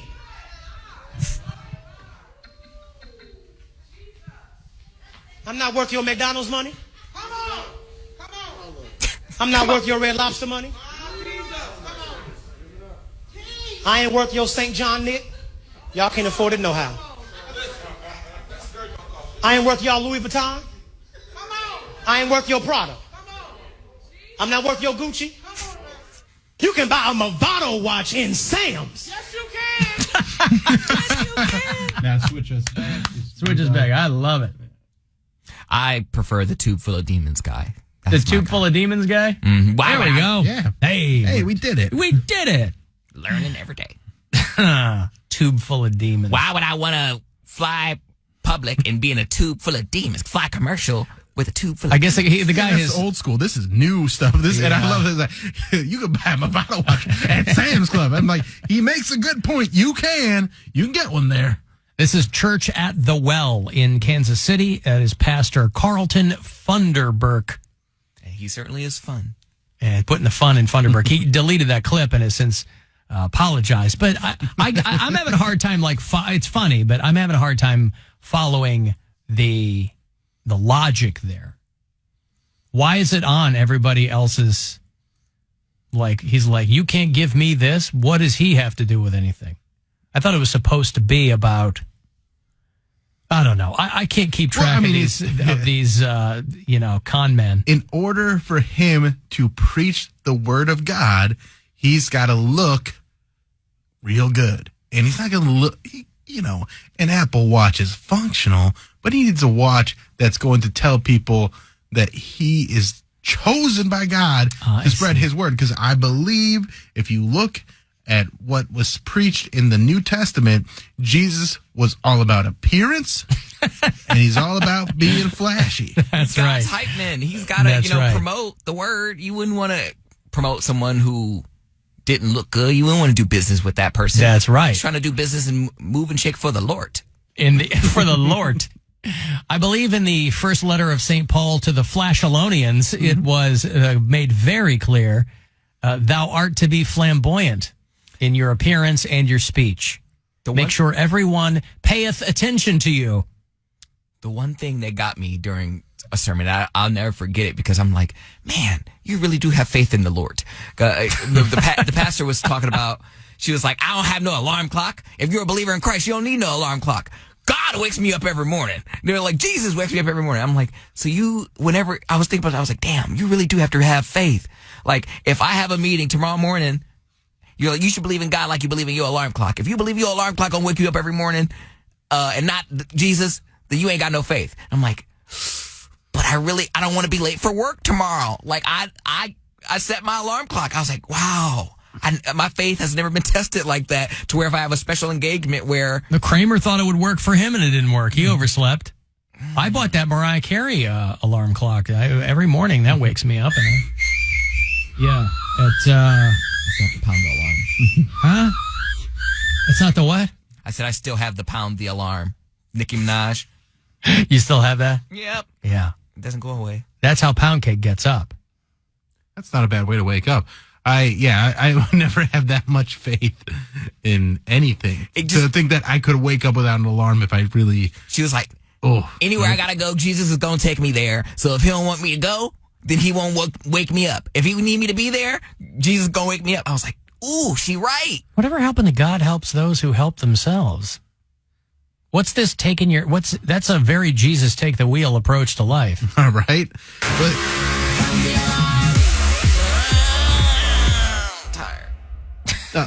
That's also a crazy thing. Like, if you oversleep, is it your faith, or were you not supposed to have that job? Is that the Lord working in a mysterious way? Like, I wasn't supposed to have that job anyway. Yes, that's what she's saying. Or you weren't supposed to go to that funeral, or you weren't supposed to, you weren't supposed to. Why'd you miss your mom's funeral? Lord said I can sleep in today. Right. Blame it on the Lord. Lord said I was sleepy. Lord. Yeah, blame it on so the it's Lord. Basically a way to blame. It's the blame game then. Mm-hmm. Yeah, I see. Religious people are always looking to blame someone for something. But then when you say, "Oh my God," they'd be like, don't you blame God for that? Don't you blame?" I'm like, "But he went."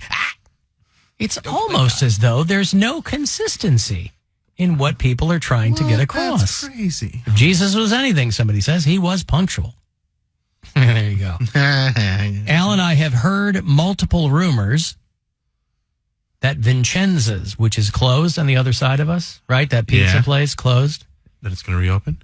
That it's going to be a Papa Giuseppe's. Oh. Now that we are downtown. No, I'm not excited about that. I was hoping for Vincenzo's rebirth. Well, what can they do that Papa Giuseppe's can't do? I mean, good pizza. Well, from under-crusted meatballs, it's a delicacy. Papa Giuseppe's Chicken Tablecloth Pizzatorium. Sure, we need to change up our marketing, but I'm telling you right now, this could not have come at a better time for us to be in these studios on Euclid Avenue and to be able to walk a couple of doors down and through the what's it called? The Galleria or the Gallery?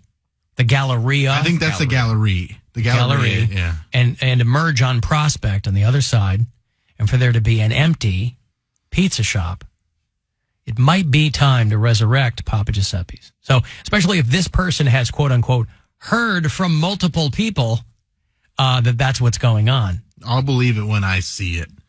But they should put a pizza shop in there. That'd be nice.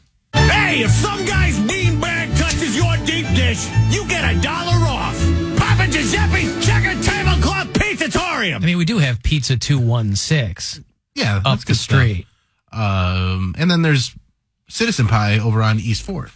So there's pizza around here. Yeah, I haven't taken the time to widen my circle yet. I got to tell you, I'm still in this like trying to figure everything out mode. So I don't think I'm going to be outside. I'll do like a lap around the block midday just to kind of clear my head. But I don't think I'm going to be like taking a pre-show constitutional for a few weeks. See, I was the last one of my friends that moved downtown.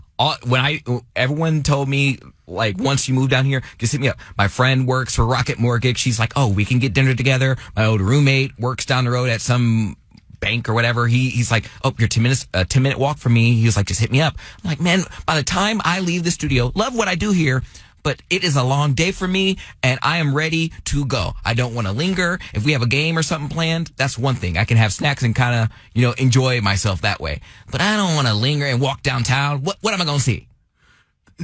So you are saying you're saying we don't know. That's the point. I don't know what I'm going to see either. But you're saying it's a time for discovery. You don't want to stick around. Like, you're not doing something stressful. You're having dinner with a friend, and you're like, no, I don't want to have dinner with you. I'll go home and sit on my bed and eat. This is what kind of friend he is. Mm-hmm. No, I'm saying if we have dinner plans, that's one thing. If we have like a date plan, like my friend who works at Rocket Mortgage, if we're going to a game, that's cool. I can plan for that.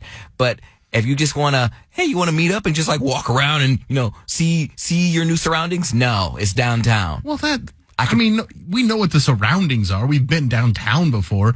But it's different. But I'm saying... Yeah, on foot is different than kind of finding a place to park. I mean, I spend a lot of time around here, so I know what's... Yeah, way more than I do. Yeah. I've never been to the Shake Shack down here. Like, it's a whole different world when you have... By the way, the Shake Shack is right across the street. It's not exactly... And it's a chain. It's not like... Right. It's not a 40 days walk from wherever you are. I said it's not like it's a huge exercise thing. It's just, it's already a long day. I'm like, where are we walking to? I want to know where we're going. I don't want to just find a place and briskly walk around downtown. Right, but even if they told you where they wanted you to meet them, it sounds like you would have no interest. So it's not about the destination. I get a Lime scooter and meet you there. Lime scooter. I'm going to get a Lime.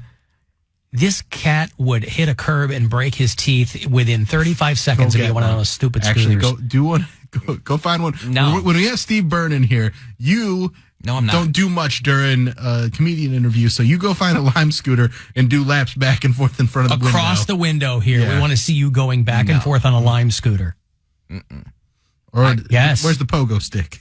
Oh, man. It's in my garage. Yeah. The scale too. No, last time I was on one of those Lime scooters, I hurt my knee and my arm in the intersection of a San Diego crosswalk. So no, I'm not doing it. They're not that intersection of a San Diego crosswalk sounds like a Wilco song. Well, no, it was actually the San Diego has like those little trams, and the wheel went in between the railing of that. It turned completely sideways and went into the little. Only you would be able to manage to make that happen, because normally you just like ride right over it and you're able to twist it in there. Because apparently I was already paranoid that I was going to fall, so I was going slow enough to where it caught it and it turned it, and it just hurt. And like cars stop. You gotta use a little bit of speed to get over the bump. You get so prematurely nervous that it ruins every experience you try to have. But that's the thing, I still try to have it. I don't let the nervousness stop me. And then when I do it, I'm proved right by not doing it. I'm like, see? That's his takeaway. See, I should have never done it in the first place. Right. He's trying to prove himself right. Right. He's like self-fulfilling prophecy. He's trying to prove his anxiety. Like, he's like, no, my anxiety is like a sixth sense. Like, I know that I'm gonna crash. Like, yeah, if you believe in it, you gotta believe that you're not gonna crash. I see crashed people all in the streets.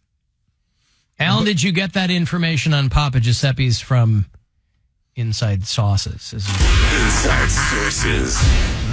For the time being, but with that tomato apocalypse happening. Yeah, right. Oh, this is a really bad time to reopen Papa Giuseppe's. There you go. There's your answer. Yeah. So, I don't know.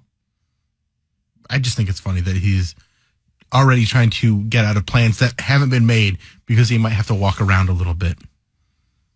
Well, there are plenty of things to see down here. A lot of things places to go. There's a lot lot of of things to go. Places to go, things to do, great people to see. restaurants. There you go, all around. There's a I can't believe you haven't made it down to the Taco Bell Cantina, Poundcake.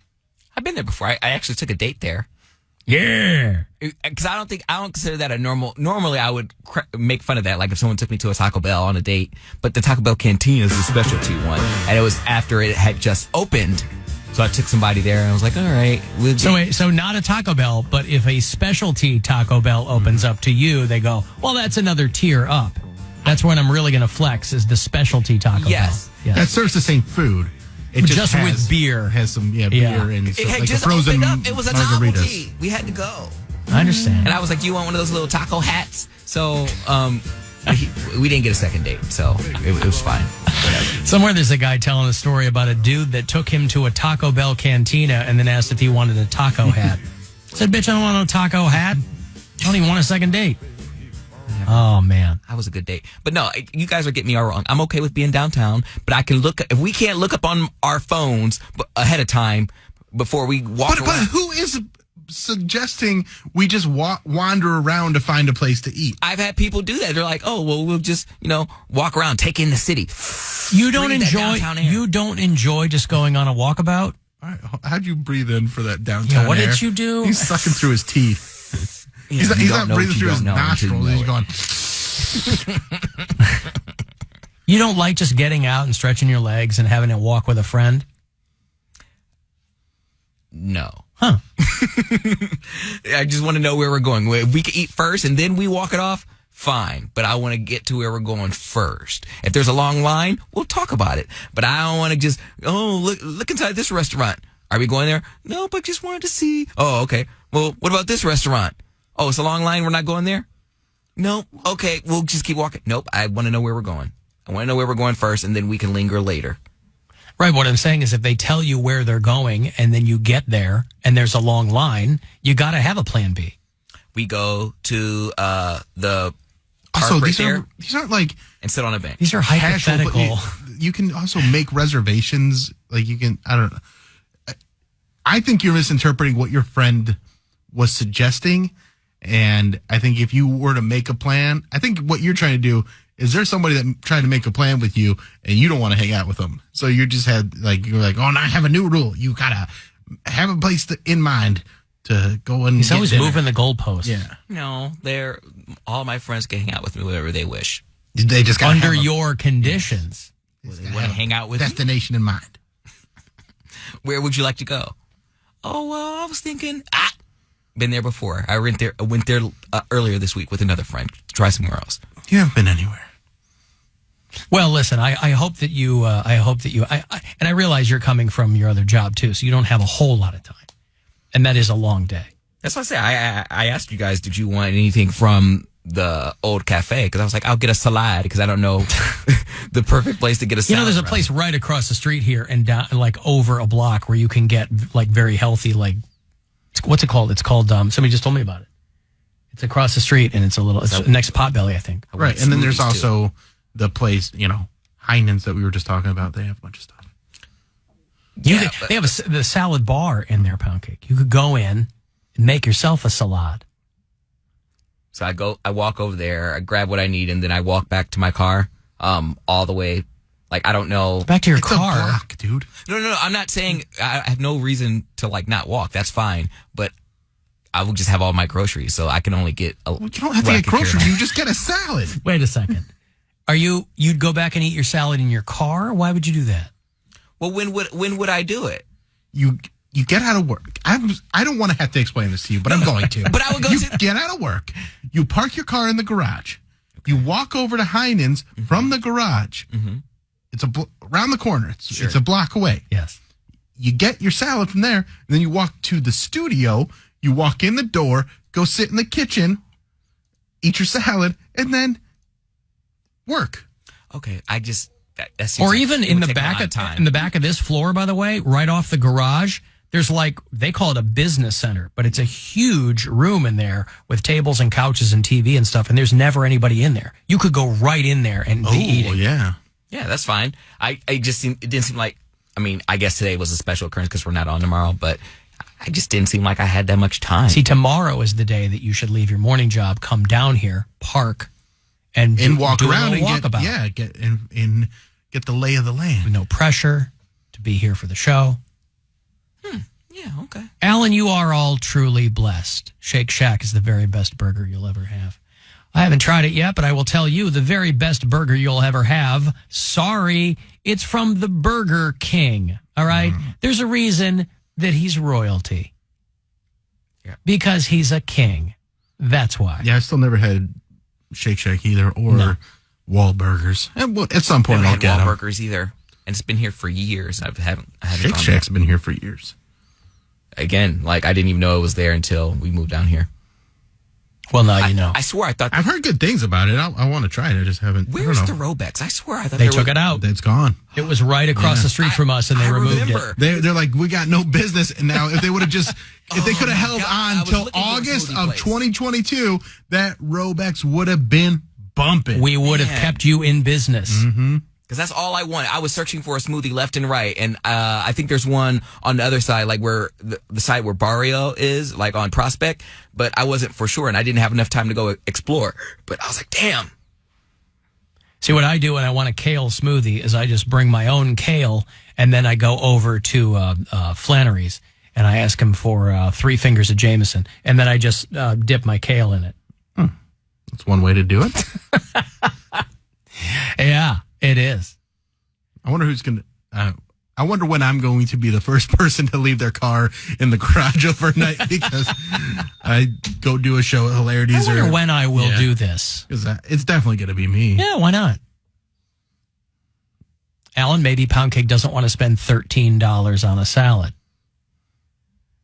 So what? Then he wouldn't go to the cafe every day. That's right. Buy the $7 sushi. Fully intending to claim the title, Mistake by the Lake, for ourselves. The Alan Cox Show. On 100.7 WMMS.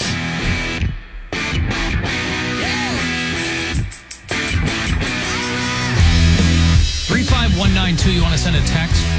AlanCoxShow.com, you can watch live. We're going to talk to Steve Byrne in a second here. No, now. Hilarities around the corner this weekend. Hey, Joe in Philly, what's going on? Yo, what up, guys? Hey, what up? Hey, congratulations on the new digs. Looks great.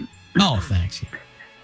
Poundcake, when did you start becoming such a scared little puppy? When? He's always like that. He's Mr. I get PTSD from trying to figure out where to eat. Are you just scared of life in general? What is he, taking calls right now? Can't defend himself? Yeah, he is. He is. Your timing's impeccable, Joe. Yeah, I can't speak for him. But, things, people are like, his life seems so unnecessarily complicated. And I'm like, well, you'd want to talk to him about that. He's weeks away from becoming a 30-year-old man. Oh, yeah, he's on the back end of life. Mm-hmm. It's just going to be rough for him. I feel like if he made plans in the beginning of the day or a week prior, if he stubbed his toe on the door on the way out of work, he'd be like, oh, I'm done. I got to go home. I can't do this anymore. Oh, maybe so. I hope that his toe stubbing happens at a time where we don't have a show to do. Let's not discount the horrors of stubbing a toe. That can be a life ruiner. Oh, yeah. I kicked a full big toenail off back in the day. I would have done a lot more if I hadn't stubbed my toe so many times early on in my life. Who knows what we could have accomplished? You know how you could really smash your toe and peel the toenail off? Imagine if Poundcake had to deal with a hematoma underneath his toenail and had to peel that off. Well, there's no call for calling him names. All right, listen, thank you, Joe. I appreciate the input there. This is Joe in Philadelphia. Steve Byrne is here. Hi. He's right there. He's here now. It's been a long time since we've seen you. How's it going? Best hair in radio. Nice to see you. Stop. Look at that. Come on, look at Unbelievable. me. It's like Kennedy-esque. Oh, yeah, right. Unbelievable. Ask not what you can, whatever that is. That's Steve not Byrne. what pomade I can use, but what pomade Right, you can use. you can use. Look at that. Do you ever wake up and just go, thank God? Thank God. Look at this. I do, because I'm 51 now, and I guys on both You're sides. 51? 51 as of this past June, yeah. You do not look 51. Squire, you look horrible. You do not. I take pride in my appearance. That's right. Come on, guys. It's part of, you don't want to look too good on stage. Then people be like, I can't laugh at this guy. He's perfect. Yeah. And then they meet you in Squire person looks and they awesome. go, oh, you look fine. You were lit strangely, or the I cameras. had to throw him under the bus for the joke, but I understand. I would never guess you were 51. That's crazy. 51 years old. I just put my daughter started the first grade yesterday. I have 2 kids in college. Yep. I was almost out, buddy. Almost. And then you, oopsies. Yeah, oopsies. Well, a different wife, but nevertheless. Yeah. So Steve Byrne, of course, was the headliner for the 10th annual Alan Cox Show comedy tour, right? We all remember that. All remember that. How many years ago was that? Well, it was pre-COVID. We thought That's right. we Yeah, did yeah. it every year, right? And I'm like, I need a heavy hitter for number 10. Steve Byrne, kind enough to come in and just nail it at the Masonic Auditorium. And then COVID hits. So 3 years without doing one. So Oh, wow. It's been that long. well, we didn't do one in 20. Nobody's doing anything then. That's true. Didn't do one last year. Yep. Didn't do one this year. They did have big plans for us to try and get Big one. plans. Yes, they yeah. did. They're like, Machine Gun Kelly type plans. Yeah, they're like, we'll do it at the Rocket Mortgage Field House. And we're like, one of the big bosses. Well, one of the big bosses is my old boss when I was on in Pittsburgh. Got it. And so anytime he comes into town to kind of get the lay of the land, he goes, you know, man, that comedy, it's so, you guys should really, that's awesome and blah, blah, blah. Yeah. And you should do what they do with DVE. You've done the DVE comedy thing, right? It's like they get Roy and they get Burr and they get, I go, yeah, you give those guys like $25,000 to get like, you know, do it at the Mellon Arena or whatever it's called. Sure, now. yeah. Yeah. Yeah. But no, we had a good time, you know, doing it here. So will we do it again? You know, who knows? I love doing it. But I mean, but you were the last person at the Alan Cox Show comedy tour to be on stage for that event. I'll be the first back. I think we have let's start off slowly. Let's dip our toe in the water. Alan Cox's first annual quinceanera. We do it in the basement of a Chili's, and we build off from there. Yeah. Yes. What size sombrero are you? Well, I'm not going to be there. Dalton will be there. Oh, okay. Yeah, you can get Dalton and Squire to have, and then let me know if the tepid waters are ready for me, and then I'll come in, and then we'll get some big headliners. we got to see if this baseball thing works out for Dalton. Because throwing out that first pitch tomorrow. Yeah, he was in. Really? He was in here yesterday. He was our second. He was our first in studio guest. You're our second, and he made the big announcement that he's throwing out the first pitch at the Sox Guardians game tomorrow. Have the Guardians ever had a former saxophone player, third seat from Kent Roosevelt High School, throwing out a first pitch before? I mean, that's such a specific thing that I'm going to say no. I'm going to go on a limb and say no. Yeah, well, good for him. That's exciting. That'll be a lot of fun for him. You, since we saw you, you're in Nashville now. You live relocated. in Nashville, Tennessee. Yep. Because I have a buddy who used to be on Los Angeles radio Okay. and married a former bachelorette. And they moved their family to Nashville. And for a while, he was doing the show remotely, and then it just got to be a thing. Sure. But I've known a handful of people who were like, we're going to Nashville. So is Nashville becoming like that kind of hub where it's like not just L.A. transplants, but just people from all over? It sounds like Nashville is like blowing up. It really is, yeah. They're expecting like another 150,000 people in the next 6 months, something like that. It's getting kind of crazy. And Why is that? I think people have just discovered with remote working, low state income taxes, and pride in the Confederate flag. That's somewhere you can live. 100%. Yeah, and not necessarily in that order, by the way. So what got you out there then? Like you had obviously White touring, power. huh? That's White what power. it is. Yeah, you love it. You wanted to blend in. You look Aryan Nation. Look at my hair. Yeah. Of course. You look amazing. Yes. The baby blues. Hitler would love you. Come on. Yeah. All the gray.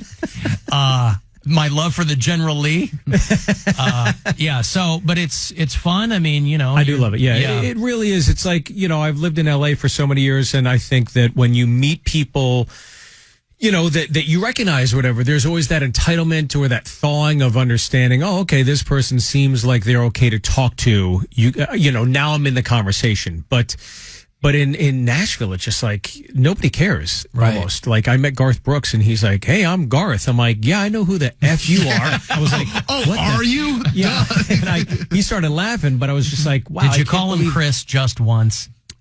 Chris Gaines? You didn't call him that one time? No. Oh. But No, he but goes, I'm Garth. And you go, yeah. I know, yeah. But all of everybody I've met so far is super cool. And this guy, even Jelly Roll is this rapper rock kind of like really kind of rootsy from Nashville, and met him, just the nicest guy you'll ever meet. And he's starting to blow up. And it was nice to meet somebody when you first moved there. He's like, "Hey, I'm Jelly Roll." I'm like, "Well, I guess I'll be Egg Roll." Nice to see you. And now he's like blowing up and still You returns knew text him when he messages was and- just a tiny little croissant. Yeah, he was a growing pastry when you met him. That's right. Yeah. When you met Garth Brooks, what was it? Just out and about, or just like it was an event or something? I was doing a red carpet for CMAs. Okay. And it was, "Hi, what are you drinking tonight?" Yeah, that was the, okay. just fun questions like that. But it was super nice. Let me read how Cleveland Scene magazine wrote you up, because it's things to do this weekend, right? And so Okay. Steve Look Burns forward to in this. town. No, it was nice, but I just thought, comedian Steve Byrne, the star and creator of the TBS sitcom Sullivan and Son, Yeah. which was 4 seasons? 3 seasons. 3 seasons. Yeah. Byrne likes to make observational jokes about married life. Expect a lively, interactive show at Hilarities. That was it? Well, there's a little bit more, but Like a little bit, I liked lively and interactive. Yeah, observational jokes about marriage. It's like, oh, that was a little bit ago, but I've moved on from that. Yeah, right. Period. Yeah, it's a lot more balloon animals now. Uh-huh. And Sleight of hand. Close Close-up tabletop magic. Yes, I like to spend 48 minutes on reparations. Mm-hmm. Just fun family stuff. By the way, 48 minutes on anti-reparations. That's the I am a Southerner now. That's yeah, correct. that's right. Yeah. South of the Mason-Dixon line there. You got to be very careful. I'll tell you, and it's a slight detail, but I'm a big fan of it. I've always liked just the black suit and the black tie and the white shirt. That's it. I like suits on comics. I don't That's know. it. I'm old. I'm 51. Yeah. And it might, in a vast sea of people performing now, it might seem out of place or an affectation. Sure. I think it's a great look. I think because it's your job. It's your job. You should dress up when you go to work. That's It's right. kind of old school. I've always liked that look. People got babysitters. They're going out to dinner. This Yeah. is their night out. So I think it's a form of respect, but I also think that when you film anything, it becomes timeless. Yeah. Then I look at pictures of Sinatra and Dean Martin and Sammy Davis Jr. at the Sands, whatever, and you look at those pictures, it's like, wow, that could be yesterday. Right. So I do think you date yourself when, like Dane Cook a few years ago was wearing Ed Hardy and dressed like a male figure skater. And you're like, wow, this is so like early 2000s, Yeah. Ed Hardy stuff. Some people want a visual time capsule, though, too, right? right, It's yeah, like, yeah. might be better to be, for you, it might be better to be interchangeable. And look how I look now. It's the way I looked before. I think everybody should just dress like Eddie Murphy, no matter what. It should be a red or purple leather jumpsuit. Yeah. and that's- Driving gloves. Yeah, that's the whole Beetle look. boots. Yep. Non-breathable fabrics from head to toe. Amazing. That dude did not even, I don't think he even sweat in that thing. It was unbelievable. No, and then you see like Cat Williams, who all he does is sweat because he's in those velvet suits. Yeah. And I'm like, man, that is a commitment. Good for you. When you can't go on stage without 2 hankies, right? Forget about the mic. Forget about the sound check. You got to wear my hankies. And it looked like he wore like the suit. It was custom fit. And 2 minutes before he was come out on stage, a genie made him like 2 sizes less. It's astounding. It is great, though. Yeah. Steve Byrne is at Hilarities all this weekend. That would mean a 7:00 show tonight. There are 2 shows tomorrow and Saturday. Yep. And then Ryan Dalton headlines on Sunday. Yep. And you get the hell out of town. I'm Do you leaving move on before or he do you go headlines. back to Nashville? I'm going back to Nashville. This is my last weekend before I actually tape this. I'm taping a 5th hour special for Amazon Prime. Yeah. So we're doing that next week. And in Nashville? In Nashville. Yep. And so this is really cool. It's different than any other stand-up hour special I've ever seen. It's going to be, you're going to turn it on. The opening credits are going to be a late night talk show. The set will look like a late night talk show. There's a band there that's a late night talk show band. And then I come out and I'm the only one on the talk show. So if you think about how a talk show is structured, Act 1 are topical one-liners, monologue jokes. Act 2 is panel. You sit at the couch, you tell Colbert or Jimmy a story, and that's storytelling, essentially. And then Act 3 is traditional stand-up done next to the band. So it's 3 styles of writing, all combined under the umbrella of a late-night talk show. So you'll see somebody doing an hour special, but it's just going to be a little bit different, and it's going to look really cool, and the band's awesome. The band are a bunch of guys. My buddy Neil Kane created this trio out of Harry Connick Jr.'s band, and they're going to come and play for me. And Brian Dalton, third chair saxophonist by any chance? No. What about Jelly Roll? Isn't Jelly Roll making a guest appearance? Yeah. It's Steve Byrne of the Jelly Roll Orchestra tonight, live. What is the venue? I've never been to Nashville. It's one of those cities that's kind of on my list, but I just haven't made it there. What's the venue? Is it like this is a place that you really enjoy, or it's just a prominent place in town? Or the venue's actually, there's this kind of like posh suburb called Franklin. That's where a lot of the country stars live. And along this main street, they have the Franklin Theater, which is an old movie house that's been there since the 20s. Yeah. And so when we were talking about doing it in different cities, New York, LA, Chicago, etc., I had heard that there was a lot of production being done in Nashville and was told to scout a few of the theaters. So I went and checked out the Franklin Theater. And being this old movie house, I walk in and the interior is gorgeous. It's like this purple and gold slated, it almost looks like it could collapse onto each other. It's tiered, you know? So you look down and it just looks it looks like a time capsule. Like that 20s, old ornate kind of theater beautiful. Look, and when you do these late night talk shows, what people don't realize is the audience is never more than 200 people. Right. Even Kimmel, it's probably like 150. Late shows, maybe 100, if that. Maybe 110. Yeah. The old one with Craig Kilborn was like 80. It was they sound loud, but there aren't that many people. Yeah, even Conan, that might have been 200. Yeah. But as the years went on and talk shows became less relevant, they kind of truncated the space. So I walked in, I saw it, I loved it, and I was like, this is it. So we're going to do it. Joe Gatto from Impractical Jokers is going to direct it. And oh, cool. Just really excited. It's been 5 years in the making. People constantly saying no, people passing me off, you know, and then just saying, okay, if I get one more shot to do this, I better make it happen. So I guess I don't understand why, if it's the kind of resistance that you're describing, for you, I don't understand that, because like your body of work has gone beyond stand-up. I mean, you had the amazing Jonathan documentary. That might have been the last time we talked to you. You weren't in studio, but we talked to you on the phone about it. You had the film that you did. Yep. And you've got a series of specials. Yep. Is the resistance just par for the course, or is it like maybe this isn't the right thing right now? I think everybody deals with it. Everybody deals with the ebbs and flows of a career trajectory in whatever profession they want to do, right? So for me, I had a good little run, but everything I've ever gotten, I've clawed my way to getting those and attaining those things. So there's a lot of dirt underneath these fingernails when you go to the after party. Right. But yeah, I mean, for sure, after even when the film came out, there wasn't any late night talk shows that wanted to discuss it. Nobody wanted to have me on. So it just Which is such a bummer, because it's such a good movie. It is. And why is really, that? really Like, why? The industry is heat-seeking missiles. I'm sure it's to a degree in your business as well. When everybody loves a winner, that's it. When you're winning, it's so easy. When you're cast aside, as I was, you just got to fight and claw your way back. So I just thought this is going to be something that's such a departure from everybody else's hour special that you got to do something unique. Yeah. And so I committed to it. I stayed the course, and I was like, eventually somebody's going to see it. And there was an executive from Amazon Prime that came out and saw it. He was like, so it wasn't absolutely. Jeff Bezos. It was. Jeff Bezos like, that's on my channel. Let's do it in Tennessee. Well, because there's this notion, or, anecdotally, people will joke about how they're just handing out hour specials to people. But that's really not the case. It's just that there's so many comedians.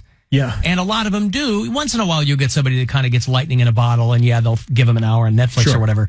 But they're not nobody ever gets handed anything in this. Well, so to your some point, of the guys are doing it themselves and putting it on YouTube and having a lot of success that way. And that's, there's so many different ways to do it, which is kind of the cool thing about where we are right now, where, like you're saying, you have to wait for the right opportunity. And with what you have a vision for, I think this is the right opportunity. I think it's going to be very cool. And I think it's going to be, and I've seen you run this and tweak it over the years. Like you said, it's been a long process. It's so much fun. It's such a fun experience. What's it called? It's called The Last Late Night, and it's like paying homage to the antiquated entertainment form of a late night talk show. Yeah. If you go back to the 60s and 70s, the variety show was a staple on television sets across America. And then you have the late night talk shows, and there's a major boom in the 90s and early 2000s of those.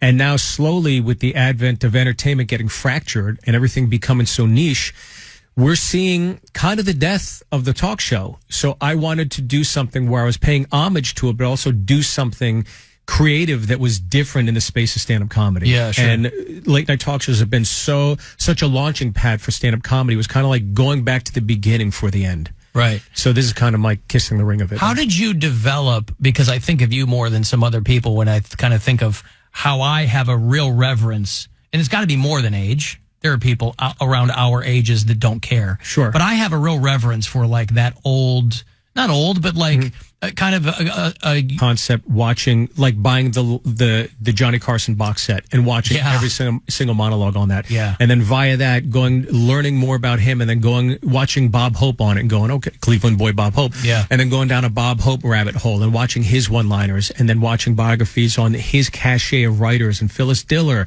And then Dangerfield, and watching Dangerfield, you talk about communal.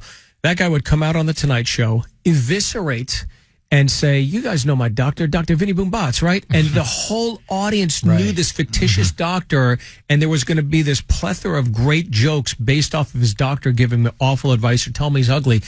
And that's how kind of like connected America was back then, right? But there's very few forms of communal entertainment these days other than the Super Bowl, sports, or, a world event news-wise. Right. So I don't know. There's a part of me that misses that hodgepodge of like collectively all of us getting on the same page and having water cooler moments the next day, because it doesn't exist anymore. That's one of the reasons I like when a thing like, when Tiger King blew up, or even Making a Murder, where it's just almost everybody watched it, so we can all kind of have those moments, and it is a throwback. It's a different vessel for it now, but it is a communal experience to have everybody go, okay, let's talk about this thing, and it's not war, it's not politics, it's just here's something that happened, and we all have our opinions on it, and we can take a hard stance on this side and that side, and it's not going to ruin any friendships because it's just silliness. Yeah, it's trivial. Yeah, is what that was. Yeah, that was a lot of fun. And COVID was, I remember everybody's like, "Man, COVID sucks." COVID. I was like, I loved it. I loved COVID. I was so happy. I was just eating like an eighth grader, watching everything I've ever wanted to watch, reading whatever I wanted to watch. It was the greatest time of my life. I knew eventually everything's going to go back, but I was like, this is great. I'm hanging out with my family. We don't have anything to wake up for. This is the best. It was like taking a gap year after college, Instead of backpacking through Europe, you're just eating Ben & Jerry's at noon. I don't have to walk all day long. It's fine. Yeah. And luckily, Mary's not here to bum us out. Yeah, man.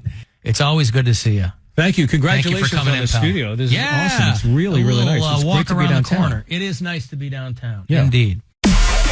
One of life's most pressing questions. What do I like about Alan Cox? Finally answered. All right, I don't like much about you. The Alan Cox Show. On 100.7 WMMS.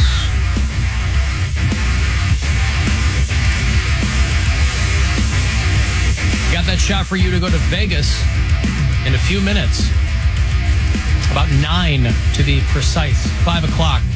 Next keyword to get you out to the T-Mobile Arena next month for our iHeartRadio Music Festival. It's Pat Benatar and her husband, Neil Giraldo from Cleveland, Ohio. It's the Black Keys. I guess the Black Keys are doing a Blossom thing in September, too. Oh, yeah. Black Keys are going to be out there. Mumford, who did what? He killed his sons. Marcus Mumford, who murdered his sons. I have no son. At least disowned. They murdered my Mumford.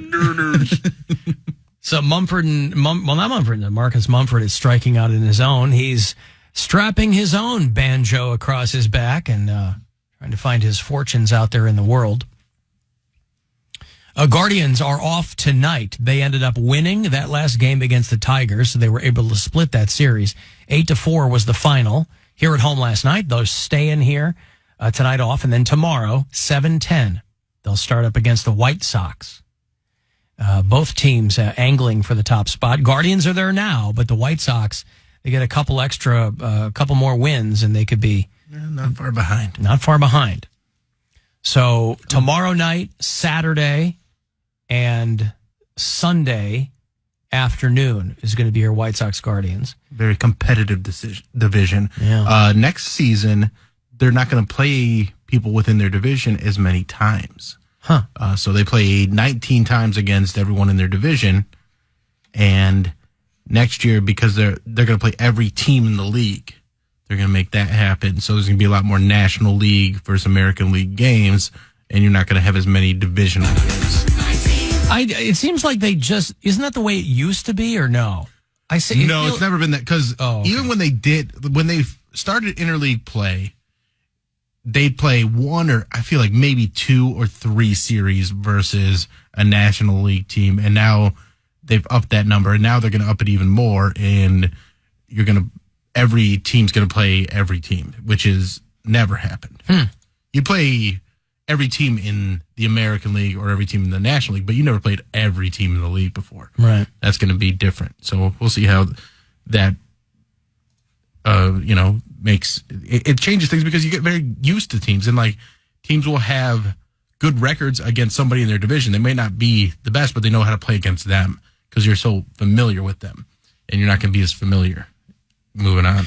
I just couldn't tell if I was imagining it, or it seemed like over the past few seasons they were playing teams in the division more often, but I didn't know if it was, maybe I was just imagining that. You can always leave us messages on the iHeartRadio app, by the way, if you're listening there, no matter where you are. A little talkback button. What up, Alan? Poundcake sounds like a complicated lines and just make everything difficult. Poundcake sounds just like them. He is a complicated woman. Later. You take that as any form of compliment, Cody?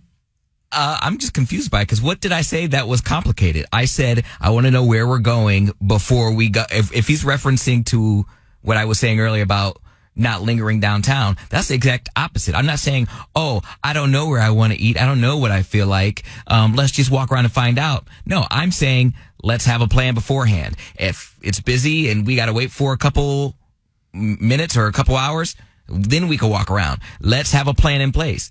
I don't know what's complicated about that. Sounds to me like he's the reason why the women are so difficult to work with. I think. Shots fired. I think what he was saying is, you go, you want to get something to eat? You go, yeah, okay. And then you figure it out. But you've put a scenario in place before even having the plan. You've created a difficulty for going out before you even have a date or a day or a person you're going to go out with. So I get where he's coming from. It's all a defense mechanism to see if a guy is strong enough to look past all that. If he's a real man and he really wants to be with me, he'll break down my barriers. And to quote the immortal Sheryl Crow, are you strong enough to be my man? That's what Poundcake's trying to do. He wasn't man enough for me. Ain't that a Tony Braxton song? Okay. Sure. Why not? We've got a lot of Bureau cheese. We were talking about the Death Drawbridge in Milwaukee yesterday. But if you haven't seen the viral video of, I don't know if it's viral. I came across it just in my Twitter feed, and it's fantastic. There's a guy named David Vassie, who is a play-by-play guy for the LA Dodgers. And if you've ever gone to a Milwaukee Brewers game, I don't know how old this is. I grew up a White Sox fan, but my brother was a diehard Milwaukee Brewers fan, just up the road from us. And they have a giant slide there at their ballpark. And so Bernie Brewer and his mother, the two mascots, often go down this slide. And they'll sell it to fans, too. You can get 5 rides down the slide for like $150 a pop. And so this guy, David Vesey, who's with the LA Dodgers, was really excited to try the slide. I guess forgetting that, the mascots are in costumes. there's a lot of padding. He goes down on like a carpet remnant. Have you seen this video? I'm not. Where the guy, let me play, I'll show it. Let me, yeah. Let's switch it again. Oh, on the live stream. I love it. Right now that we get more into figuring out how to do this, there it is. David Vesey is the guy. I'll open this up here for you. David Vesey has been talking for 3 days about going down the slide here in Milwaukee. I've never excited about doing anything, and David did do it today. Watch. All right, here we go. So he starts at the top. He's in a shirt and tie and pants. Holy crap! Holy crap! Holy crap! Watch this. Holy crap! Yeah, the guy slams into the bottom. So watch the end here, right? Okay. First, I want to report that he's okay. God, I would hate to run. Watch. Dave. He goes, hi, guys. He's got a cast on his arm. He fractured his arm. He broke 6 ribs on that. I didn't think it was going that fast, and it looked like it goes into a pad, too. It looks like there's a lot of padding. Yeah. Well, he, yeah. Holy crap! Holy crap! He has 2 fractures in his right hand and wrist and 6 fractured ribs. This dude just has osteoporosis. Well, that's what he said. My skinny, fat body can't handle it. But you can tell in the immediate aftermath of that, he's like holding his side and he's wincing. Oh, yeah. But, he's in pain. But again, you do hit a pad, and they do sell these to fans to go down there. So it must just be this guy. Yeah. They're not trying to send a bunch of fans down there to fracture their wrists. Right. He got some big bitch momentum. Goes down. There's that sound again. That was a whoosh. Oh, that was a whoosh. That was a whoosh. That wasn't a... Well, a whoosh is fundamentally onomatopoeia. I thought a whoosh sounded like whoosh. Whoosh. Yeah. Or whatever you're doing. Yeah, it's always static sounding. So, anyway, get well soon to David Vesey there with the L.A. Dodgers. Milwaukee's had a rough week. They had the guy killed on the drawbridge. Now they got a guy from out of town, sportscaster, fracturing a whole bunch of bones. This is a tough week. Breaking a rib sucks, too, because there's nothing they can do. You just have to wait. It just hurts to breathe for a while, Yeah, it just hurts to breathe for a while, and you can't lay down. It's just miserable. It just has to naturally... just has to naturally fuse back together? Yeah. What'd you say, Cody? How long does a rib take to heal? I have no idea. I don't know, but and what if it like completely detaches? Then what do they do? Like what if you? Well, they're held into place pretty well by the muscle, so it's not like it. I mean, if your rib breaks and like punctures you, then I think that's a whole other thing. You get punctured long. Yeah, but it's. I think it's a cracked rib usually stays mostly in place, and you just kind of have to wait for it to grow back together. Let me give you this trip to Vegas here as promised. It's your second and last chance today to get to our iHeartRadio Music Festival. It's happening mid-September. And you and a pal, we send you out there, we fly you out, put you up. We'll throw you $1,000 to do with whatever you want. So listen closely. I hope you win. Good luck. Hey, it's Rover. Time for your shot at $1,000 and a VIP trip to Vegas for our iHeartRadio Music Festival. Text the nationwide keyword Vegas to 200-200. You'll get a text confirming entry plus iHeartRadio info, standard data, and message rates apply in this nationwide contest. That's Vegas to 200-200. And good luck from Buzzard Radio. Next chance to get a trip, I think, is in the 9 o'clock hour tomorrow with Rover. We'll still have a chance for you to, we'll be on some of tomorrow, but I will still have a keyword for you right around 5 o'clock. Alan Cox Show After Hours line, still operational. You leave voicemails for us, 216-986-8903. Hey, Alan, hate the show. Just been walking around my house recently. Haven't heard Do Better with Bill in a while, but just been going, do better, do better, do better with Bill Squire. Anyways, let you know. It's chill. Love you. Bye. Oh, boy, this guy's walking around his house. We haven't done a Do Better with Bill Squire in a while. No, we haven't, but... I don't know why. I always like to help people do better. Can you do one? I always can do one. Okay. We could do better. Do better with Bill Squire.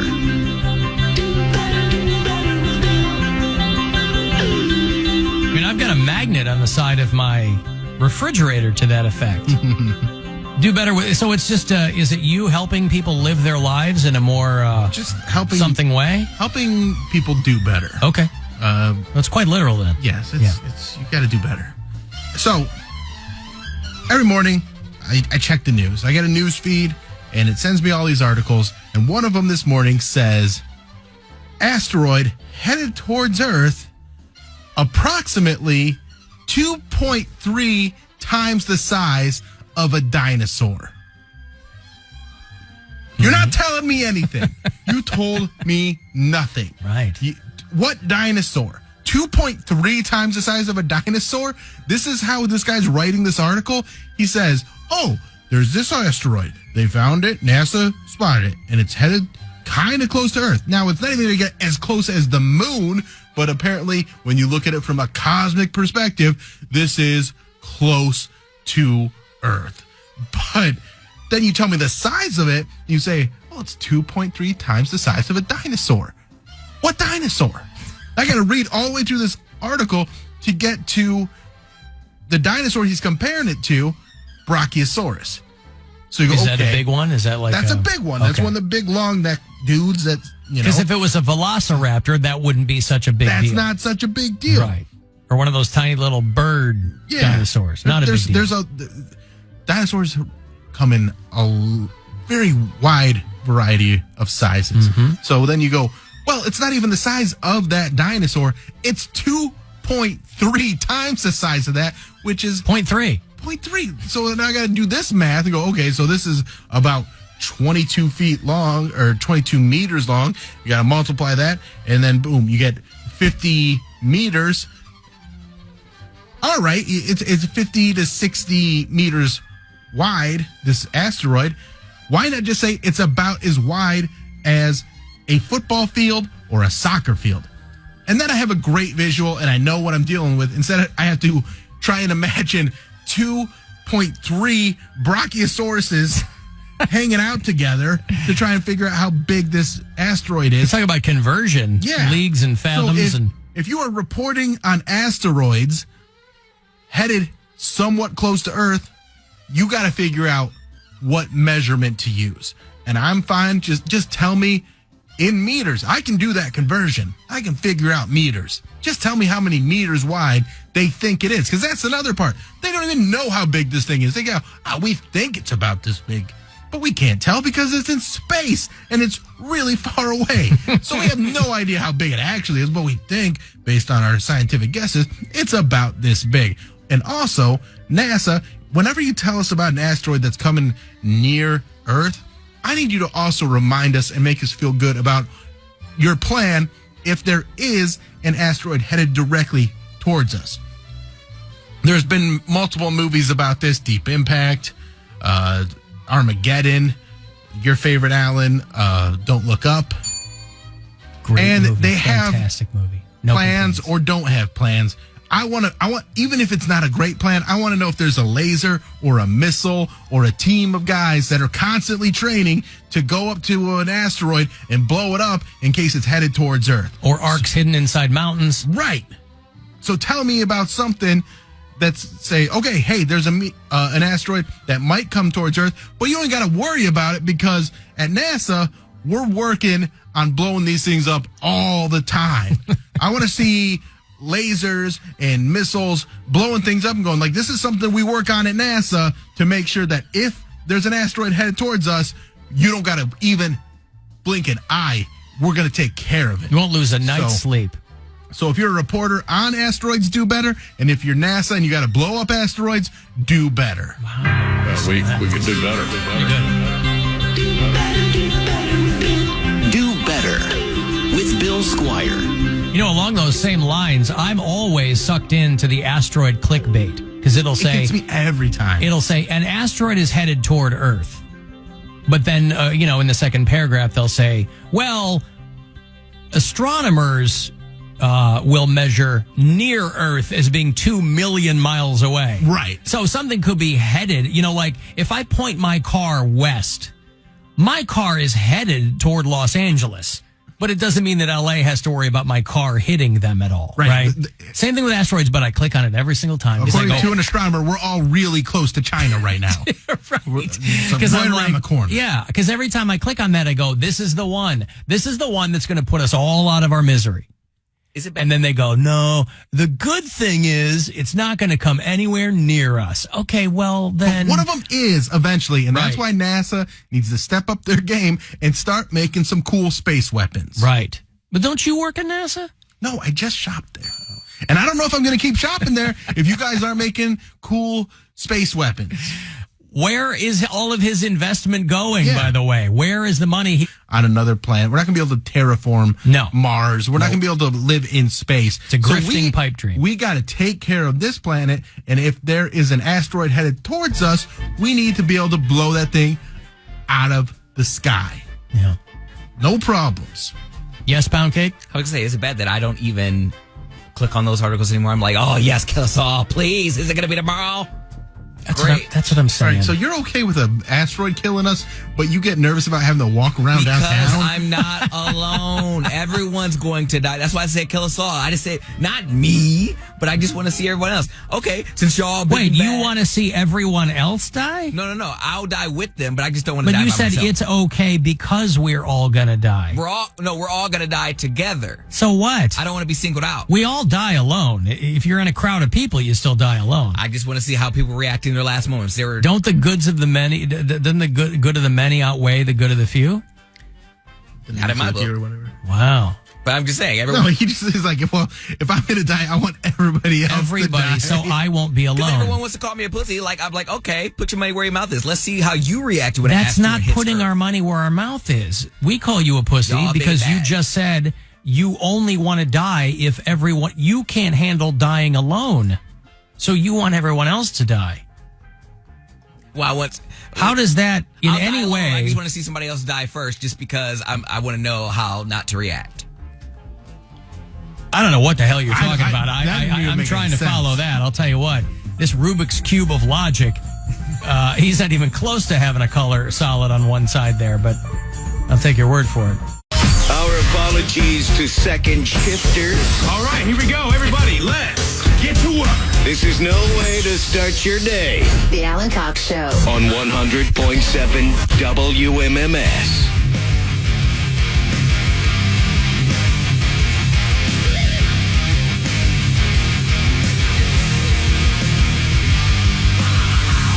Next week on the show, because I'll be out tomorrow. Next week, a whole lot of shows coming through. Mushroom Head Halloween is back. That's going to be Saturday, October 29th at the Agora. So if you're a Mushroom Head fan, the Mushroom Head Halloween is happening. Kind of a local tradition. Hate Breed is coming through with a bunch of bands at the Agora. Smashing Pumpkins at the Romo Fijo. I'm going to have to go to that one. That's the same night as Mushroom Head Halloween, actually. October 29th. Yeah, Smashing Pumpkins and Jane's Addiction at the Romo Fijo on October 29th. And if you like I Prevail from Detroit, a bunch of bands coming with them for a show in November at the Agora. So whatever you're into, a lot of good shows coming through. You're going to want it. You're going to have it a little bit harder next week. If you like your music on the harder side of rock and roll. That's what I like. Hopefully that's what you like. And then Smashing Pumpkins. That's fine too. But I'll have those for you next week. Guardians are off tonight. They split that series against Detroit. They won the last game in the series last night. That was 8-4. So they'll start up tomorrow night at Progressive Field against the White Sox. 7:10 is the start here on MMS. Our friend Ryan Dalton throwing out the first pitch. So if you are there in time for that, just, be there to support. He's doing hilarities all weekend, and he's the pride of Kent, Ohio. He's throwing out the first pitch. If you listen to us on iHeartRadio, tell me where you do that. Kylie listens in Hattiesburg, Mississippi. Doug is a new listener in Dundalk, Maryland. Troy listens in Bottineau, North Dakota. Rob is in New Orleans. Joan is in Austin, Texas. And Evan is our bureau chief in Des Moines, Iowa. You can always leave us messages on the iHeartRadio app as well, whether you're listening near or far. We're happy to take those talkback messages. Hey, gang. It's Mike from Wadsworth. I called in yesterday to talk about Mary's boyfriend's parking situation and mentioned that I'd be at the Rise Against concert. And by pure chance, Mary's group sat directly behind me, 3 rows back, but there was nobody in between us, so I was directly in front of you, the only person in the whole stadium that wore a white T-shirt, and I was too afraid to come and say hi to you. So my question is, what is everybody on the show's opinions about fans approaching them in public? Yeah, Mary is out today, but I didn't get any feedback on the Rise Against show. Oh, she did text us. She said, Tim McElrath talks a lot in between songs. Yeah. So you have to enjoy that if you go to a Rise Against show, and if you've seen them before, you know that's kind of part of what's going on there. Poundcake loves when people come up to him. Makes me feel like a celebrity. Well, here's where I stand on it. If you want to say hi to me, and as long as I'm not like, as long as I really don't mind. I can't think of a scenario like if I'm like in the middle of eating food, like that's a different thing. Like a fork is going into your mouth. They wait until you have a mouthful of food and then say hi. There have been times I've been really messed up. Like I was either drunk or high, and it's my own fault because I probably shouldn't be drunk or high in public. And then listeners come up and take pictures of me.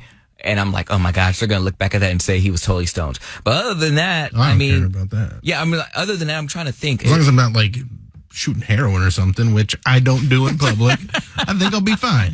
And only on Mondays. He's a functioning addict. No, the thing is, I always get recognized at the worst times. Like when I go out to a public place and I'm like, I have my contacts in, I got a fresh cut, I got my nicest outfit in, my brightest shoes on. For whatever reason, I never get recognized then. It's always when I'm just casually out. I'm just out at the store when I least expect it. And someone goes up like, Poundcake. I'm like, damn it. I know he's going to want a picture. My hair's all, it looked like rat's been sucking on it. And like, I didn't shower today. So I'm like, been sucking on his hair is so close cropped and short. What are you talking about? Your hair always looks the same. If you have ever seen me on a Saturday morning at Giant Eagle in my flip-flops and nothing, I'm not wearing a ball cap because I didn't realize that we were out of Special K and I'm making a cereal run. And so my hair's all over the place. That wouldn't bother me. It's just your hair looks like a rat's been sucking on it. I still take what the rat picture. sucks on hair? Yeah. I still take the picture, but it's just like, it's never when I'm fresh. It's always when I'm like, I'm just but it's more endearing. I think it's more endearing to people if you just look like a dude, like you're at the grocery store in your slides. There's been and your hair sucking rats are all around you, and maybe you should have like a pest control guy come out to your house if you have so many hair sucking rats. Perhaps you have an infestation. I've only heard it from you. Yeah, I got it. I didn't create it. Where'd you get it from? Because I've never heard that. My mom used to say it all the time. I'm sure it's some old Southern thing. I'm surprised I never heard my dad say it. But no, I know you didn't make it up, but I've only heard it from you. What else did what other saying did I not make up that you didn't believe was a real saying? I don't know. Oh God, I can't remember it now. But I mean, I don't even mind if people are out in front of my house, Bill. You know this. Hate the show! Hey, what's up? Yeah, that's me. That's right. All right, speed off. And we're getting a lot of people walking by. We should try no, those you poop again. Those are pigeons. Oh, yeah, I see. And get some pound cake lines out there? Yeah. Okay. Let's try to time it up so that they're walking by and then he goes, let me watch you poop. Mm-hmm. Because we're on the speakers out there on Euclid. They can't be that loud. They're not hearing it over everything else. Except it'd be difficult for me to time because so here's a couple of people. Mm-hmm. Let's get, how far down do you think? 1, 2, 3, 4. Let me watch you poop. Any faces? I don't know. I can't see down. Like I have there's no periphery in here. I can only see straight out. And the front doors are 2 or 3 long windows away from our studio. We're at the we're at the ass end of our Okay, so that's where the property speaker here. is at the doors? I think they're flanking the doors, yes. All right. I mean, see if I can see. Yeah. Oh, there's one right outside our window. Okay. Oh, okay. So when somebody's just out of frame, I can hit that and they'll hear it. Okay, that's good to know. That's good to know. And also, because Mary's not here, I could turn her camera. Are we allowed to do that? Have people that are on the street on the camera? I don't know about that. Yeah. A lot of people have asked, hey, turn a camera out there. Legally, I don't know. Yeah. Yeah. Because they're in public, but we aren't. That's right. We're in here. Mm-hmm. I mean, technically, it would be like the people that are on camera. It's probably fine. Yeah. It's probably fine. I mean, but I don't know that we're going to see that much. I mean, it's just you're going to get a fleeting glance at somebody who's walking by. Yeah. But as soon as somebody walks by, I can play. I mean, I got a lot of pound cake. I think Let Me Watch You Poop is that the one? I think that's the showstopper. I think that'll get a good reaction by somebody. All right. Well, the next time somebody walks by, we'll see how we're. What was I even I'm going to turn saying that with camera that? too, because why not, right? Yeah, okay. If we're not supposed to, we'll be told we're not supposed to. Because it's mostly people across Euclid. But we get a handful of people walking through. There's no game tonight. So on game nights, you really start to see a lot of people about the last hour of the show. 90 minutes of the show. So many cute guys in their little Guardians gear. Ugh. I told you, this is going to be, I love a downtown's going to be great for you. Yeah, I downloaded Grindr again in the break. So In the break, you download a Grindr. Yeah. After that little pep talk we gave you, that little poop talk. It was funny. You were like, I think I will, but I think I do need that on my phone after all. It was funny because I went to the App Store and it had the little cloud next to it where it was like, bitch, we didn't delete fully. Like, we knew you were coming back. All you got to do is hit the button and it comes back. Yeah, they're not going to, they didn't wipe everything. Probably has all your settings still in there too. Of course. All your preferences. My profile picture, my age. Yes, I was like, ooh. it's all in the cloud. You put your password in, they know who you are. I get to enjoy that 2-9 for another 17 days. I don't even know if it's that long. It's probably like, wait, what's today? The 18th? 18th. My birthday's on the 8th. So what is that? All right, we got It's not far off. We got an outside camera. Oh, we now. do. Oh, there we go. Wait, let me see. Flip it. See something. Yeah. Well, no one wants to touch my vagina. That'd be a good one. That would be a good one too. Well, no one wants to touch my vagina. Yeah, if you want to get rid of it, then this is a good way to where you don't have to worry about it anymore. Because if we get in trouble, then they'll be like, fine, we'll turn it off during your show. Wait till I see two people talking to each other outside our windows. Yeah. Man, shut your ass up.